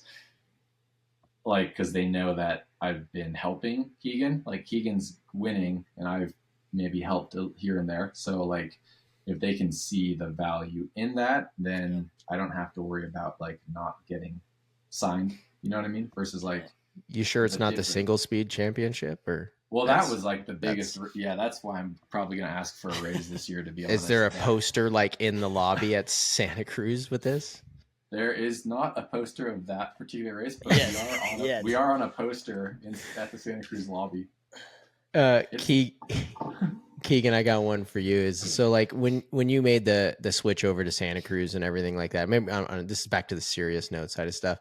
You were deep XC fucking guy, and the gravel came about. Was at the plan when you went over to Santa Cruz even thinking about this gravel shit? Were you just straight XC like what was kind of going on when you made that switch? Yeah, well, I did. So I did my first gravel race in 2020. I did the Belgian waffle ride in Utah, and actually, like Hornbeck at the time he was like, "Oh, should come do this race." And I was like, "No, I haven't ridden a bike for a week. Like, I'm just like kind of done, man. I don't want to do this anymore." You know, he's like, "No, come do it. It'll be good. There's good money, and you should like get your toe in the gravel scene." You know, so I went and did it, won, and actually had a bit of fun doing it. And I was like, "Huh, like didn't you win with so bad?" Didn't your brake snap off or something? Oh yeah, dude. Like 5 miles into the race, I ripped my front brake lever off. So I did the whole race on just a rear brake, which was and wild. You won? I won. Yeah. And it was crazy. Like I had just he was like, this is fucking easy shit when he did that, right? He was like, fuck. So I did that, went the off season, and then the next 2021 was like kind of refocused on the XCO thing, going for the Olympics. I missed. At that time, with BWR, I was racing on Pivot. I re-signed with I'd signed with Santa Cruz for 21, and then so it was all like back XCO focused there, going for the Olympics. Missed that, just like didn't put it together in Europe, so didn't get the Olympic spot, and then was like a little pissed off, and just like understandable. Just went and did my own thing the rest of the year. We did Leadville, won that, and did various other kind of marathon racing, did couple gravel. Can't remember if I did Belgian Waffle Ride California, some other gravel races, and then the Lifetime thing came about for 22. I was like, well, that sounds cool. Like, there's good money there, and like, the team is down. Like, yeah, do whatever. Like, they was really supportive of like, we're just racing bikes, like off road, gravel, mountain bike, Downeyville, whatever. So did that, and found like success pretty quickly racing gravel. And honestly, for me, I have a lot of fun doing it too. I mean, I started racing XCO when I was, 14, 15 years old. So I did it, I did that for, a long time. And so gravel to me is kind of like it's been kind of a new challenge, new adventure. And it's cool. It kind of blends, like you still have to have skills. Like it's definitely good to have mountain bike skills. Like we can corner faster or less hard on equipment, like just better on the bike when it's rough and chunky. But then there's still like, there's the road side of like, you have to have tactics, and you have to have in gravel, you have to have a ton of fitness, like arguably more fitness than road racing. So I think it's a cool, like nice blend of kind of the different disciplines. And, I think it's just been fun to do something else. And like, obviously that's where like the industry kind of is right now too. Like it's so gravel focused, and so it's kind of like a perfect storm of everything, I think. And, yeah, it's been kind of a cool new challenge, and it's cool to do some new races, Yeah, seriously. So like, yeah. It wasn't like a contract when you signed the deal with Santa Cruz. It was like, hey, I'm going to race XC and go over and do UCI. Was it, or were like?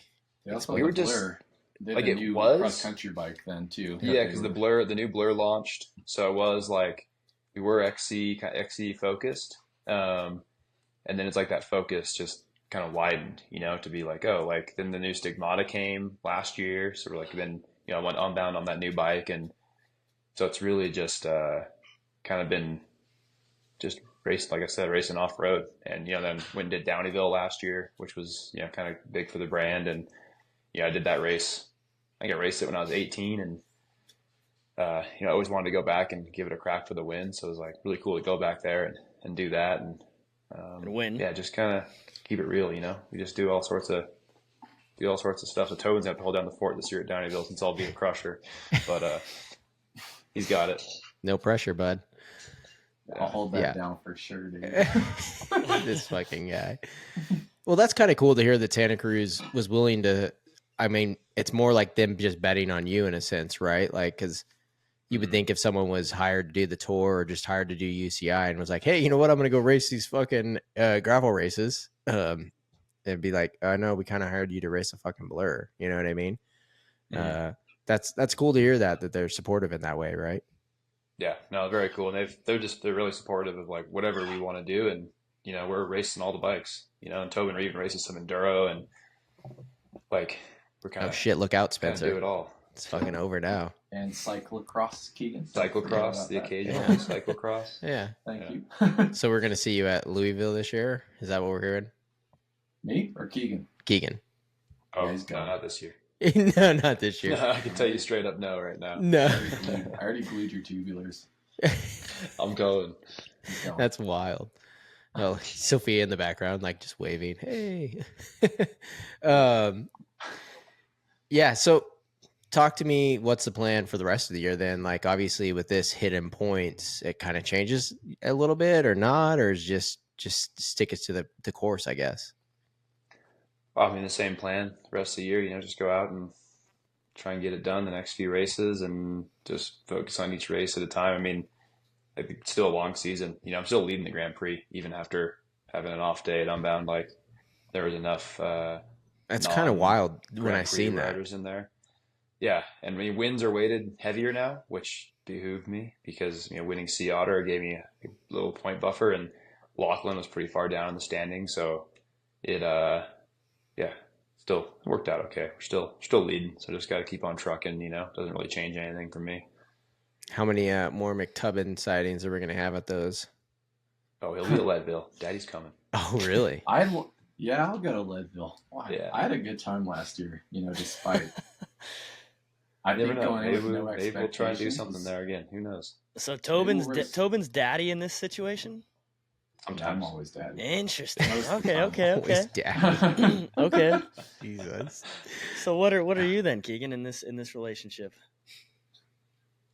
If Sugar Tobin's daddy. daddy, Sugar Patron. daddy. yeah. The Patron. Sugar daddy. Sugar daddy. He's the fucking hot chick, obviously. Shit. He's stepmom over here.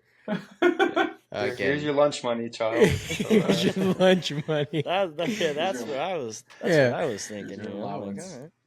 Yeah, that's wild. I seen you fucking redid the truck with a camper shell on it now. What's up with that? Oh yeah, so that truck that came from Tobin. Tobin found it. It was down. Daddy, One of his from neighbors Daddy. was selling it, and I had kind of this long-term plan of putting a flatbed on it, and then getting a four-wheel camper, like one of the big flatbed models, to put on it. So it's kind of been a little project recently, getting that thing together, and it's been fun. It's a cool I guess rig. it was just because you couldn't find any Sprinter vans in North America, and that's why you were like, "Hey, I'm gonna go with Dude, it." no, one less Sprinter. That's the thing. One less This- Sprinter. I'll sell you my One less Sprinter right Sprinter. now. I'll sell you my Sprinter right now. I know this fucking Mercedes German tech. I didn't even Where's drive this? it up to this race because it had so much oil leaking out from it. Dude, the I was like, Cummins that just thing's- goes. It doesn't The care. Cummins does just go. True. Yeah. It's 24 valve. It'll run for What's it get for two- mileage? What are you getting in that sucker? between like 12 and 16, depending on what's on it. Like on the way home, I had a big supermoto on the front, the camper, 7 bikes on the back. And I was going like 85 and still got 12. I just feel Tobin, is he a fucking lead foot guy when he drives? He just fucking No, Keegan's Never. actually not. Honestly, pretty really. pretty mellow. Like you're not like you're like a I mean- 5 over in cruise control. Yeah. Same as me. Yeah, I mean I-15 from like Vegas up to Salt Lake is 80 miles an hour the whole way. So if you're not I going forgot. slightly over, you're just getting blown past people the whole time. So you have to let her eat a little bit. Yeah, but when you're in California, you're 70 because it's 65 around here, or is it? Yeah, I'd be 85? 70. Yeah. Wow. Same, And same. diesel $6 a gallon there. So Yeah, there's it's that. pretty fucked. Yeah, It's cheap here. that's so. Tobin's fault, but yeah. So yeah, that's crazy. Sorry. Fuck you guys, eh? Yeah, I was hoping Tobin was going to talk shit back, but he didn't have anything. So I just hate when I see we're in Kansas and people complain about the gas prices in the Midwest. yeah, I don't want to hear it. you don't want I to don't hear it. ever want I'm fucking with you on that. It's like Yeah. $3 a gallon there. It's cheap as hell. And they're like, The "It's best though is expensive." when this is okay. Here's the backstory on Austin talking shit. Austin's all talking shit about diesel prices, even though he's expensing the gas. Hey, Like, I'm not expensing it to shit. Hey, Keegan rode for Monster. He understands there's no fucking expenses over there. They're a lump sum Oh, type of company. I don't know about you. I had no expenses. Mine were just lump summers. Keegan probably had a better contract than me. So, yeah. But yeah, so like, is there any other off races you're gonna hit, or you got like, what's your plan on that? Ooh, I mean, honestly, just the Grand Prix, Gravel Nationals, and then likely Gravel Worlds over in Belgium. Are you taking the McTubbin with you on that one, or hopefully yeah. not, dude. Hopefully no. Hopefully he loves Belgium. He spent half his life there when he was a kid. See, there we go. I saw the budget sheet, and my name is not on the list. Oh shit! Breaking up the team then. It can be arranged. It can be arranged. Gonna have to make some moves for Daddy. Come on. Yeah, seriously. Dude, I'll go. Honestly, I'll go to Gravel Worlds again. That was a pretty cool experience. Really? Last year looked incredible. It was pretty cool. Yeah. And what happened right there towards the end? You were doing good, and then in the end had some roughness, right? Let's talk about your tire choice. Normally, I'm incorrect here, but for the first time, Keegan was incorrect and tried to run slicks front and rear. And I'm like, you should run a little bit of knobs in the front for safety. For safety. Didn't, and I ended up on the ground. So. All right, so 1 point to McTubbin on that one. Yeah, to the 69 you have. Yeah. He gets one in here and there. Yeah. Yeah, that's good. That's gold. Nice. How is gravel scene over in Europe? It's good, man. It's different. It's I mean, it was very, I don't know, it was cool. It was like kind of like a mix of a road race and mountain bike race, I felt like, which is ironic, but like it was cool because there wasn't, the Mount XCO World Cups, there's like a bunch of spectators, but there's tape on the course, whereas over on the road there's no tape, it's just the road. And then gravel was kind of had that same vibe of like you would go up the climbs and the crowd would just like part as you go up, and it had that like very like European road race feel, which was cool. And it was very intense racing, like just fighting tooth and nail for every position, every spot, every into like every climb, every descent.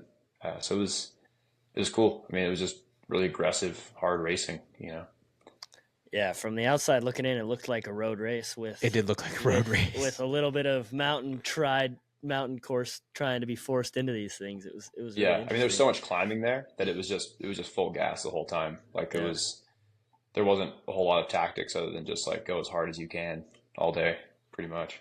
And then you helped out Team USA on the roadside for some stuff last year, right? That was 2 years ago. Oh, that was 2 years ago. I went to Australia for Road Worlds. Yeah. Oh shit, yeah.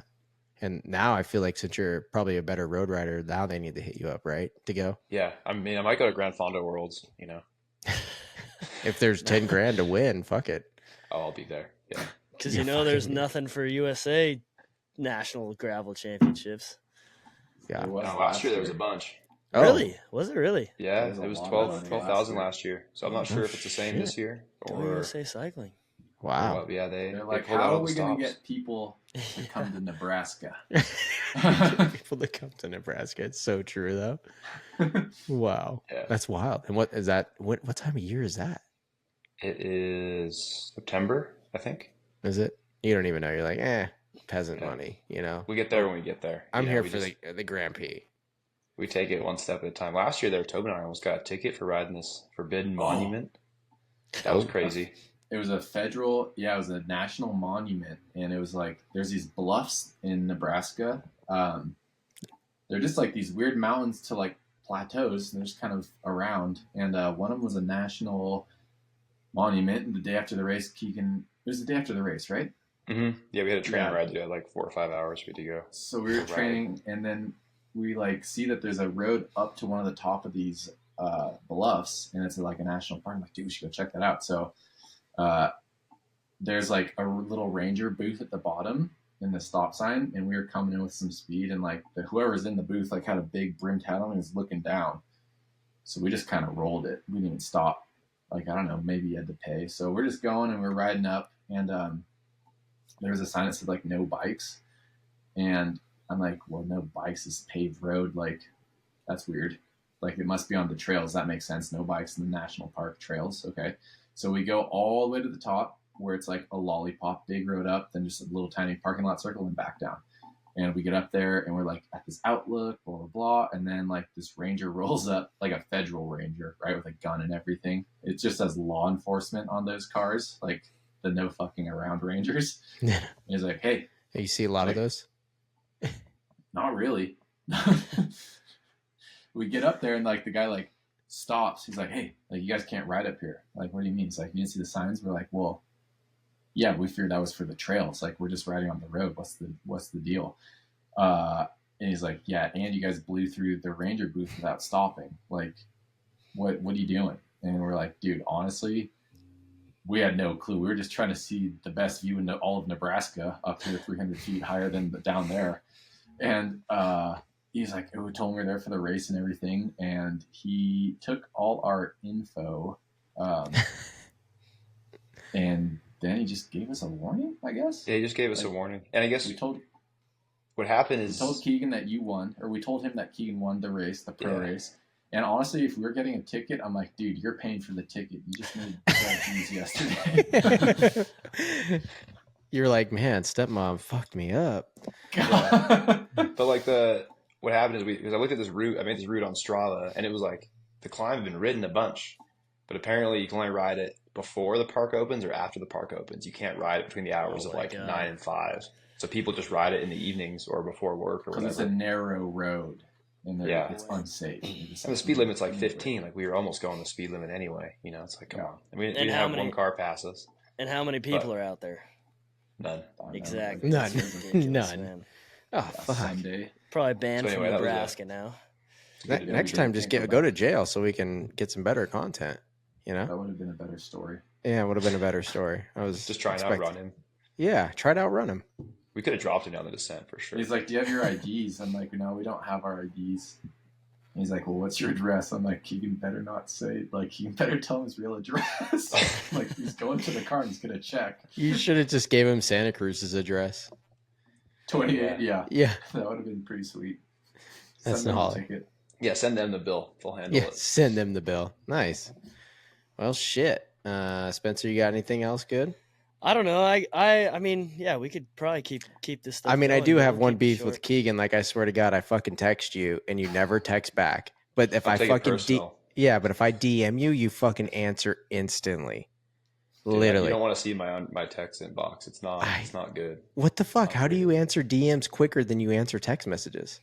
I think, DMs become kind of a job, and text messages, like they only for friends. I guess I'm fucking out then. All right. Nice. Thanks. I see where I sit. Thanks, stepmom. The other problem, I read these texts out on the bike and I'm like, oh, I'm going to reply when I get home. Yesterday. And then... Didn't I tell you, Austin? Yeah. I was like, Keegan spends too much time on his phone when he's training. So he's reading text, the blue bubble disappears, and he forgets to reply. But I can have a full fucking conversation with this guy in a DM. If I do anything more than a one-word answer needed from Keegan in a text message, it's fucking gone. No, out. Never. Ideally, it's a thumbs up, thumbs down, long hold reply on the Yeah, I just need to immediately just give you a yes or a no, and like we'll touch base. Hey, we did get the test done yesterday. Yeah, we did get the test. I was amazed on time. Yeah, McTubbin fucked me for a photo. Never got me one, so we just used his Instagram selfie one. You got a good one. That was a good picture. That was a good picture of you doing the sport that you barely do. Yeah, I got that one on there. A real mountain biker. I was like, yeah, look at that. Legit in that picture. The most legit he's ever looked on a fucking mountain bike. Hey, when we did the FKT or whatever, and you went the other way, what was your time? I don't remember. It technically was the other direction FKT. But... Yeah, but was the time as fast as Keegan's going the other way, or what was it? Because isn't that way supposed to be easier, or no? No, I think Keegan's way was easier. No fucking way, Keegan. No fucking way. No, dude, because my climbs, all my climbs are Didn't you say, Keegan, you thought my way was harder? Really? I think yes and no. I think mine is harder early. So I think it's better because you're early, for really the hard stuff, and because it is harder late. Because we got to the same place at the same time. So at mile 50, we passed. Actually, I think Tobin was a little ahead. I was like, damn, Tobin's on a heater today.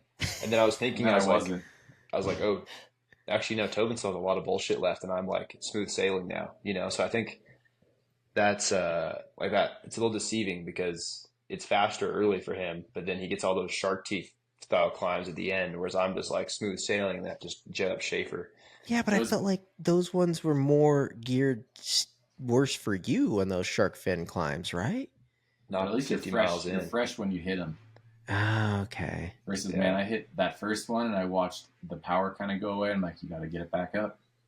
Those are rookie numbers. You got to get us back up. And then start going hard again and just coming unglued. And were hot. you? And you have to take all your own water with you, and I'm empty, and I'm like looking at that nasty river, and I'm like, no fucking way. Did you? Should I drink it? What'd you end up doing? Because I never even remember you fucking coming into the pit afterwards. I was just dead. Like when I got back to the car, like limping in. That was one of the harder cracks in my life. I got a handful, and that I really actually forgot about that. Yeah, that was bad. Dude, that's a nasty. And I knew when we got to the 50 mile, because it's a 100-mile loop, and I'm looking at my pace and miles, and yeah, I'm like, okay, mile 49, I can see, and I'm like, don't see anything. 49 and a half, mile 50, and then Austin, I think I saw you because you guys were ahead of Keegan videoing on the motos, and I think I got to like mile 50. I'm like, I'm ahead of Keegan right now. Like I'm about to set an FKT, and then and then at like mile 50.8 we crossed. And I'm like, I'm ahead of Keegan's pace. Like this is best case scenario right now. Yeah. And then I didn't realize there's all those climbs. And that's probably why I was ahead of you, is because we both start the day with this huge descent into the, and then, yeah, you were just had a lower average speed, so you're climbing. And I was just sitting on the gas in the flats. Yeah. Keegan, like, when we were passing some of those, when you were passing the cars more than I was waiting, but you were fucking blistering past those guys. Like, I don't know what was wrong with you and why you were doing that, but it was like you were trying to set a record or something, you know? But yeah, like that was fucking gnarly. Was it kind of the same for you, Tobin, or no? Like when you came to the passing, like on the descent, Keegan? Yeah, I'm just and all over, anywhere. It didn't fucking matter where they were at. There was a Sprinter van at one moment blocking a section. The dude jumped the Grand Canyon to get past the guy. It was fucking gnarly. Remember when you hit that one thing and you bunny hopped over the... I was like, oh, we're fucked here. This is going to be the moment, because the guy in the Sprinter van was like... I was like, you know, like, okay, this dude's not going to move. Here comes Keegan. We're just fucked. Like, it is what it is. And then you just like darted right across that thing and bunny hopped over the Grand Canyon, and they kept going. And I was like, oh, well, I guess we'll just wait here for 20 minutes for this guy to get a Sprinter unstuck. I don't remember seeing any of that, to be honest. I don't remember seeing any cars. So you just blacked out. You were done. No it's a dark way. Day. It was, were you out of water too, Keegan, when we got to the end there, or where were you at? I think I ran out at the bottom of Schaefer Climb. Shut the fuck up. Really? Yeah. You had 1 liter on the bike, and then it was pretty dark for a while.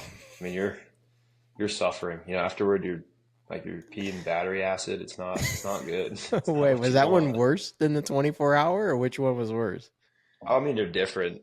Like the 24-hour, you have it's like long, slow suffer. Like you have like 6 hours of hell. And that one, you have a more excruciating, like 2 hours of really bad. But you know it's going to be over. Whereas a 24-hour, it doesn't matter how, like the faster you ride, the more laps you do, which is the problem. Like I had that realization that I was like, wow, the faster you go, you're just going to have to keep going.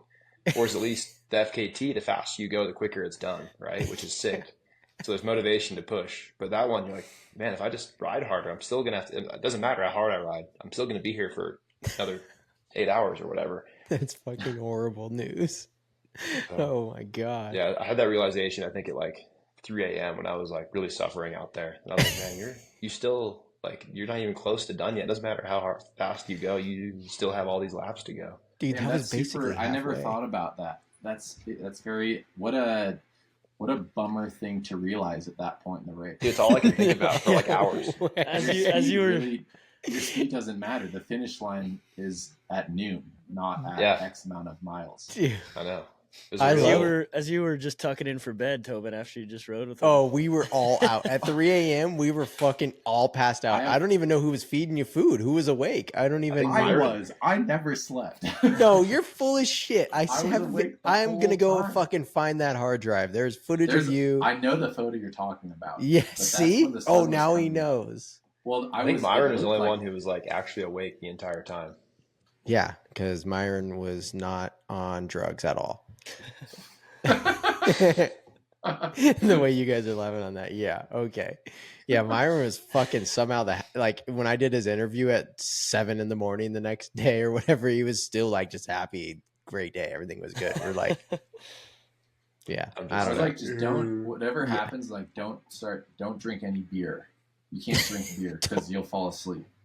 like you want to drink a beer, you're out there at this race, like the party race. I'm like, if you drink a beer, you are going to fall asleep. You can't, this isn't a race where you can like be doing that and then be up all night.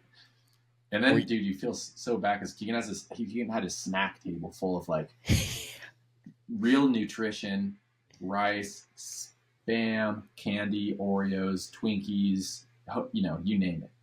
And I'm just sitting there like just snacking on all this stuff and like not even riding.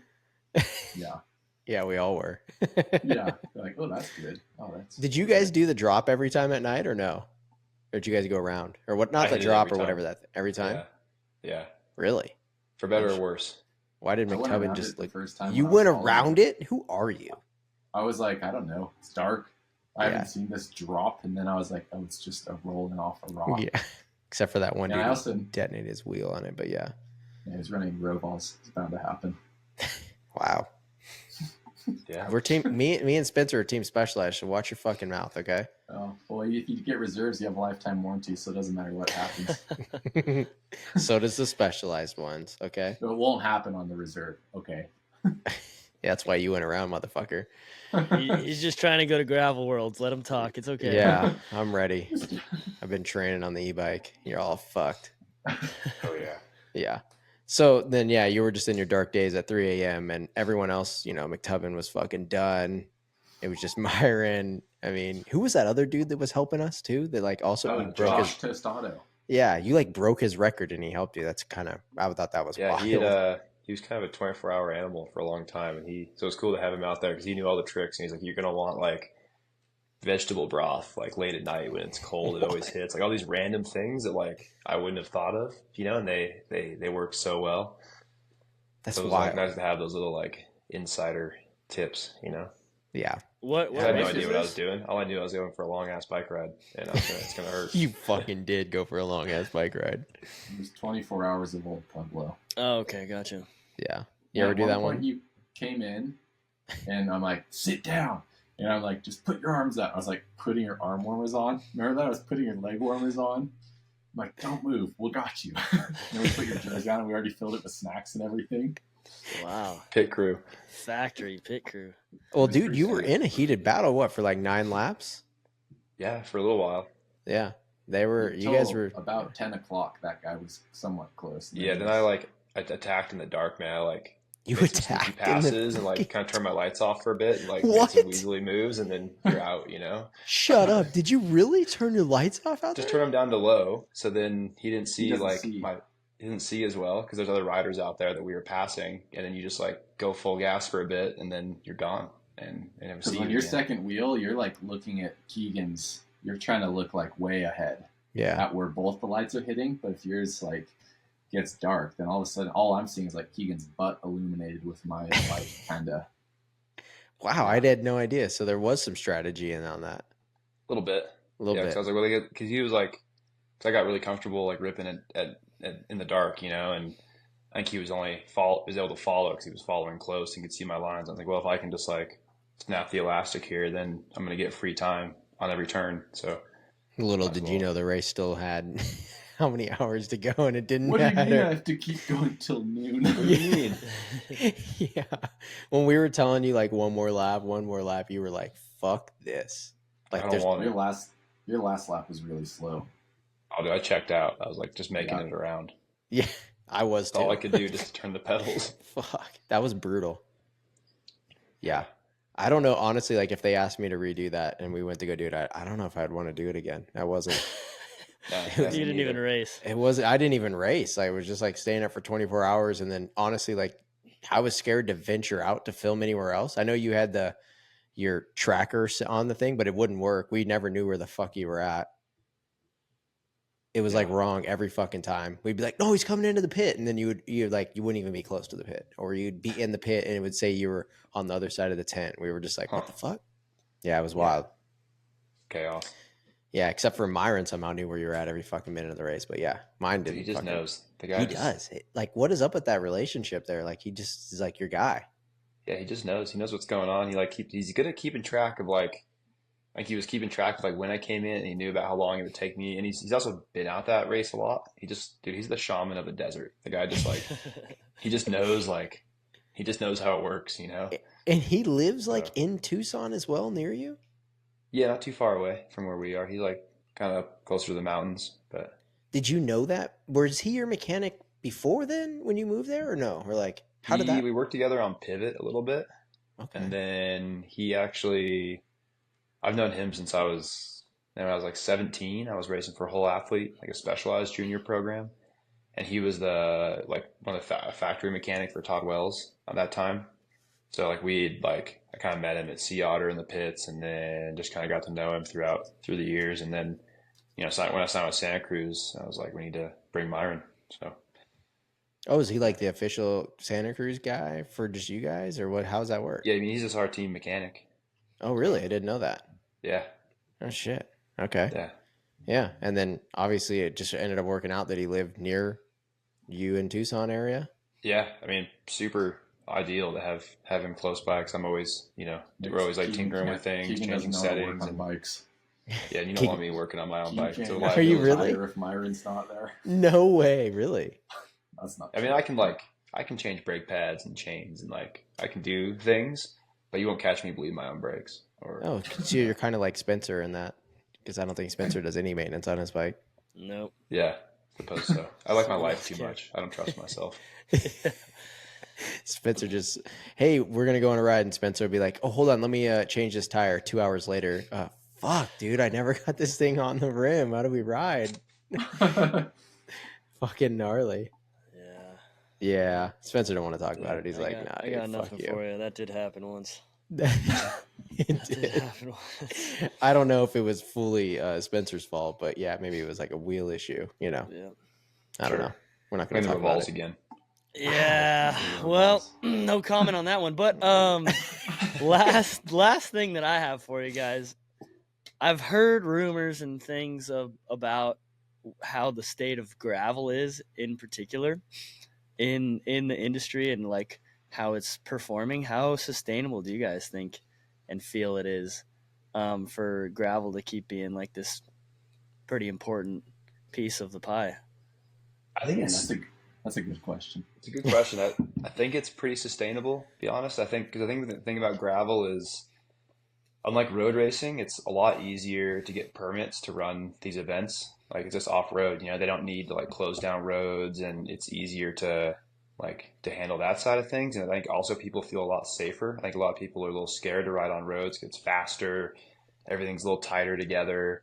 And I think, and then you have areas like Kansas where there like isn't a lot of paved roads, and it's all just gravel. And I think like a lot of people like just enjoy like the gravel racing, just easy. You can roll up, just do the race, the ride, however you want to do it. And it's simple. You don't need like a bunch of skills to ride in a pack. You don't need like all these, like, you don't need mountain bike skills. You can just have your one bike with like a set of tires. You don't need like it's like cheaper because you don't need like all the suspension and all this, like all the fancy equipment that mountain biking requires. So I think that's why it's quite appealing to the masses. And it's also like for the industry, it's like, I think it's a relatively like easy thing for them. Like, oh, like gravel bikes are kind of new. They're still relatively new. Before it was like we were just racing on cyclocross bikes, but now a gravel bike is like a new bike, So I think there's still a lot of development in gravel bikes. Like now we race suspension forks at Unbound, and we're one of the few brands to have a geo-corrected gravel bike, which is like pretty cool, So I think there's like a lot of innovation left in gravel as well. And yeah, I think the whole like mass start thing, like they like the amateurs are kind of mixed in with us at some of the events, and I think it's really kind of unique for them. Whereas XCO, it's like the pros would race, then they would race, and I think that might happen eventually in gravel, but right now it's still like isn't there a lot of controversy around that right now? There is. It's mostly on the women's side. Like for the men, like it doesn't really change our race, But on the women's side, it does become a problem. The pro men will just separate pretty quickly. Yeah. Yeah.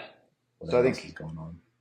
Yeah, I mean, I don't know how long, I think who knows how long it'll last, or if but perhaps gravel will inspire more people to try mountain biking too. Like, oh, this is cool. Like, what if we ride this? Maybe. Yeah, maybe cross. But I think it's just good for off-road riding in general. like of all sorts. Like maybe they try gravel, then they want to try mountain biking, and so yeah, I don't quite know how long it is. I mean, I think it'll continue to be good because of participation numbers. Like it's for sure. I mean, let's be real. Like if it makes money, it makes sense, right?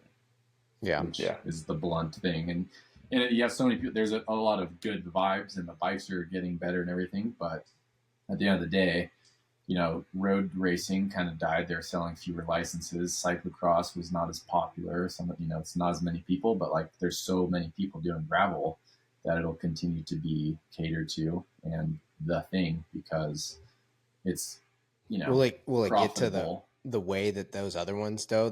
Those got to such a high level that there's so many rules and so many weird things that's what turns people off from it. Is that what maybe happened to gravel? But it's going to take a while though. You know? Yeah, and then to go back to Keegan's point is like there's so many rules or blah blah blah that maybe people aren't digging. Then some other town will be like, well, we got this cool new gravel race, no rules, and then people will be like, that's sick, we're going to that now.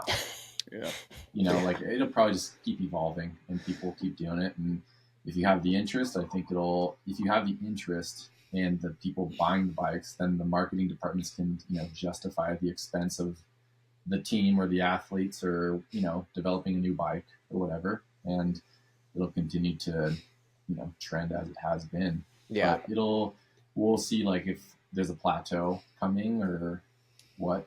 Because I mean, even cross was the thing, right? And that's kind of where it was. And before that, road was the thing. So yeah, that's kind of why I ask, is because I've just been talking to some people and talking to bike shop owners and stuff, and it sounds like gravel bikes aren't moving very quickly anymore.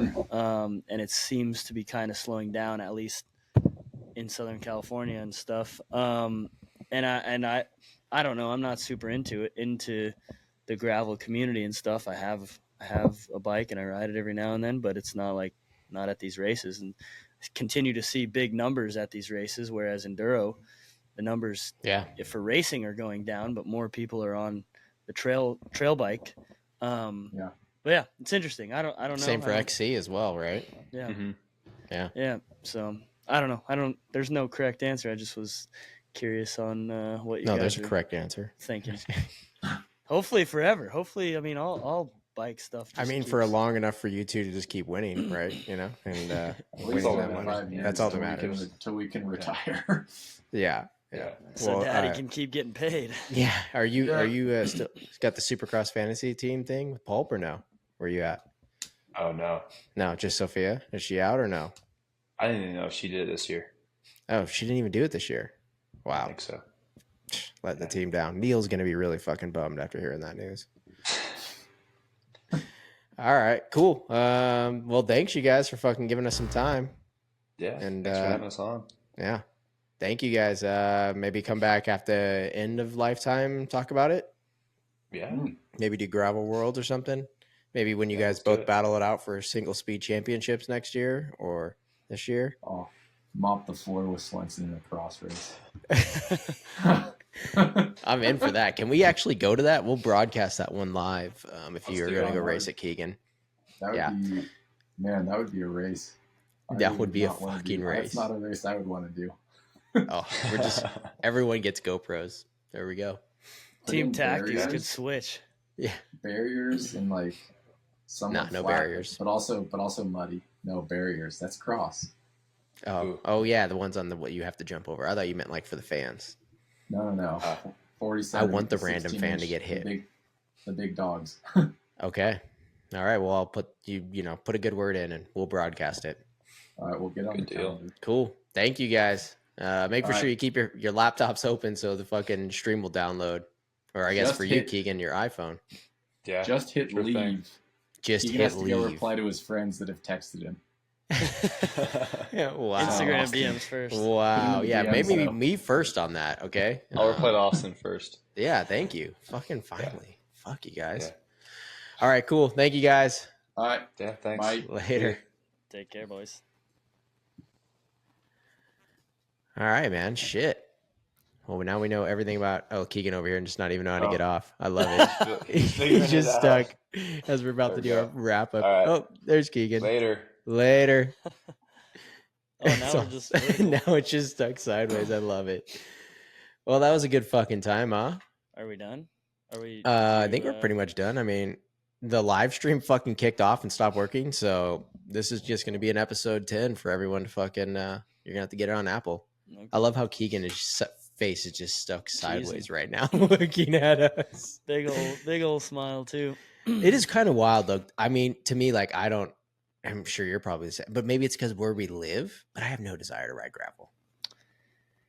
Yeah, I've been hearing, and kind of the reason why I asked this, I've been hearing that gravel is not in a good position in terms of bike sales and stuff. So it's tough. Most mountain bikers, I think, would rather just ride a mountain bike. Yeah, totally. And that's the deal, because on rougher gravel roads like we have here in Southern California or whatever, you can go ride a gravel bike, and sure, it's a decent experience, but when you get to the top of a mountain, when you almost fucking die. And when you get to the top of a mountain on a gravel road, more often than not, because all of our climbs here in Southern California are fire roads, you have opportunities to go down single tracks that are more gnarly on a mountain bike. And for me, that's more fun. I like gravel bikes. I like doing races like Grinduro and stuff, and I like pushing. Yeah, but isn't Grinduro a little bit? That's like pushing the limits of it, right? Yeah, but I love. I mean, it's fun to me. I like gravel riding because I feel like I'm riding in like the 80s or 90s or whatever, where you find the limits of the bike super fast, and then you just have to figure out. You have fucking talent on a bike. Me, I do not. I need all the suspension. Yeah, I get that, but I'm just saying, like, that's why I like it, but I'm curious to see where it'll be in 5 years, because I don't. Yeah, I hope it does. I wonder that as well. Like I kind of feel the same way of what you're saying there. Yeah, but I'm guessing if you live in Kansas and there ain't shit to fucking ride, yeah, gravel's your thing, right? And it is for the roadie. For a roadie, I would say it's probably more appealing than buying another road bike, and it's a little less daunting than buying a mountain bike, because now you can get off the roads, which is a little safer, and then you get a little different experience and go a different place while still getting the road performance feel. Yeah. So we'll see. I hope all bikes just keep selling, but that at the end of the day is the driver of the industry. Selling. You know? Yeah. Nah, I get what you mean, but I don't know. To me, gravel. I mean, I get it. Like, I think it's fucking gnarly what they're doing. Not trying to take anything away from that, but for me, I'm just not a gravel guy. Athletes. Yeah. My gravel bike is currently out in the garage, hooked to my Zwift machine, and that's with 2 flat tires. Yeah, probably. Honestly, yeah. I'm wondering why I'm paying still for that membership. I gotta figure that out. Yeah. So, but yeah, but McTubbin though, cross stories and all that shit, pretty fucking good. I kind of knew that he did a little bit of the crossing. I didn't know how deep he was into it. I don't know about you, if you did or not. Yeah, I didn't know to what extent he raced cyclocross stuff at, but I mean, I've known. Yeah, you've been around the industry, you've seen it, and right? Then the cyclocross world championship thing, I didn't know he won, but that's super sick. I had known Adam Craig, who rides for Giant, and kind of he won that as well. A few times, yeah. He's got a few single speed cyclocross championships, and that's how I learned about all the tattoo stuff and all that deal. So he's got a couple tattoos then, or what? Yeah. Oh yeah, really? For sure. Oh yeah. Shit. From that, I think we should have him on, huh? For sure. We should him up. Yeah, I'm gonna blow him up with a text. See what's up. Building trails on the East Coast nowadays. Yeah, I know. Yeah, that's Sugarloaf, right? Something like that. Yeah, I think it's Sugarloaf or something like that. Yeah. No, okay. Yeah. Maybe that's who we need to have on next. We'll see how many tattoos. Maybe his shorts actually fit him properly, and we can see the tattoos or something. You could show him off, yeah. Yeah, you could show him off. That's the roadie in Tobin, wear the super tight shorts still. Totally. And have you lost all your tan lines since you're not riding as much, or what? Yeah, they're tan fades, and I'm pretty tan, right? Well, decently tan for me, but I think you're whiter than me. Decently tan for me. Yeah, I'm very white. All right, shit. But yeah. Well, that's pretty good. I feel like it's a good episode 10. Yeah, we got some good info on that. Got some cool shit. Get some laughs. Let's keep these things cranking. Yeah, seriously. Get one in next week and keep the ball rolling. I got some ideas for who we can have next too. Okay. Craig's one of them, but yeah, whatever. Hit me up for next week then. Yeah, I'm kind of free. Maybe we'll go shoot some shit. Yep, let's do it. Yeah, if everyone's watching. Yeah. New bike coming with Revolve wheels, so. Oh shit. Fucking went there, didn't they? Oh, I've never had any. I guess I've had issues with some of the aluminum ones, but all my carbon ones, fucking great. Actually, you know what? It's fine. Too. They're just puffing their chest with the stuff. We're gonna do a full review of wheels because now we're basically a full-on magazine. So review test. Yeah, we're review testers. Yeah. Yeah. No. Obviously, you can only review Specialized. I can review everything else because I'm just no one wants to sponsor me because I'm slow. I'm super unbiased. Yeah, I'm totally right down the line. Just show the credit. All right, you guys. Thank you all for watching. This obviously didn't go so well on the live thing. I don't know what happened. It says it's living it right now, but then YouTube's not getting it. So I apologize for everyone that was watching the live, and there were some issues. But we're gonna upload this sucker. Second up to that, make sure you like and subscribe on our YouTube page, and then also we're on Apple Podcast, Spotify. We upload the videos. You can watch them on there. Same as YouTube. And pretty much anywhere you get a podcast, I'm hoping that it's going out to there.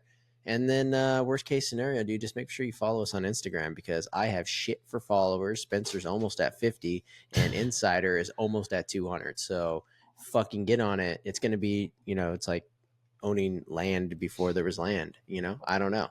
That's how popular we're going to get. Probably not, but thank you all for listening. Spencer's like, go fuck yourself. Wrap it up, baby. We'll wrap it up, baby. All right. Thank you all. Later.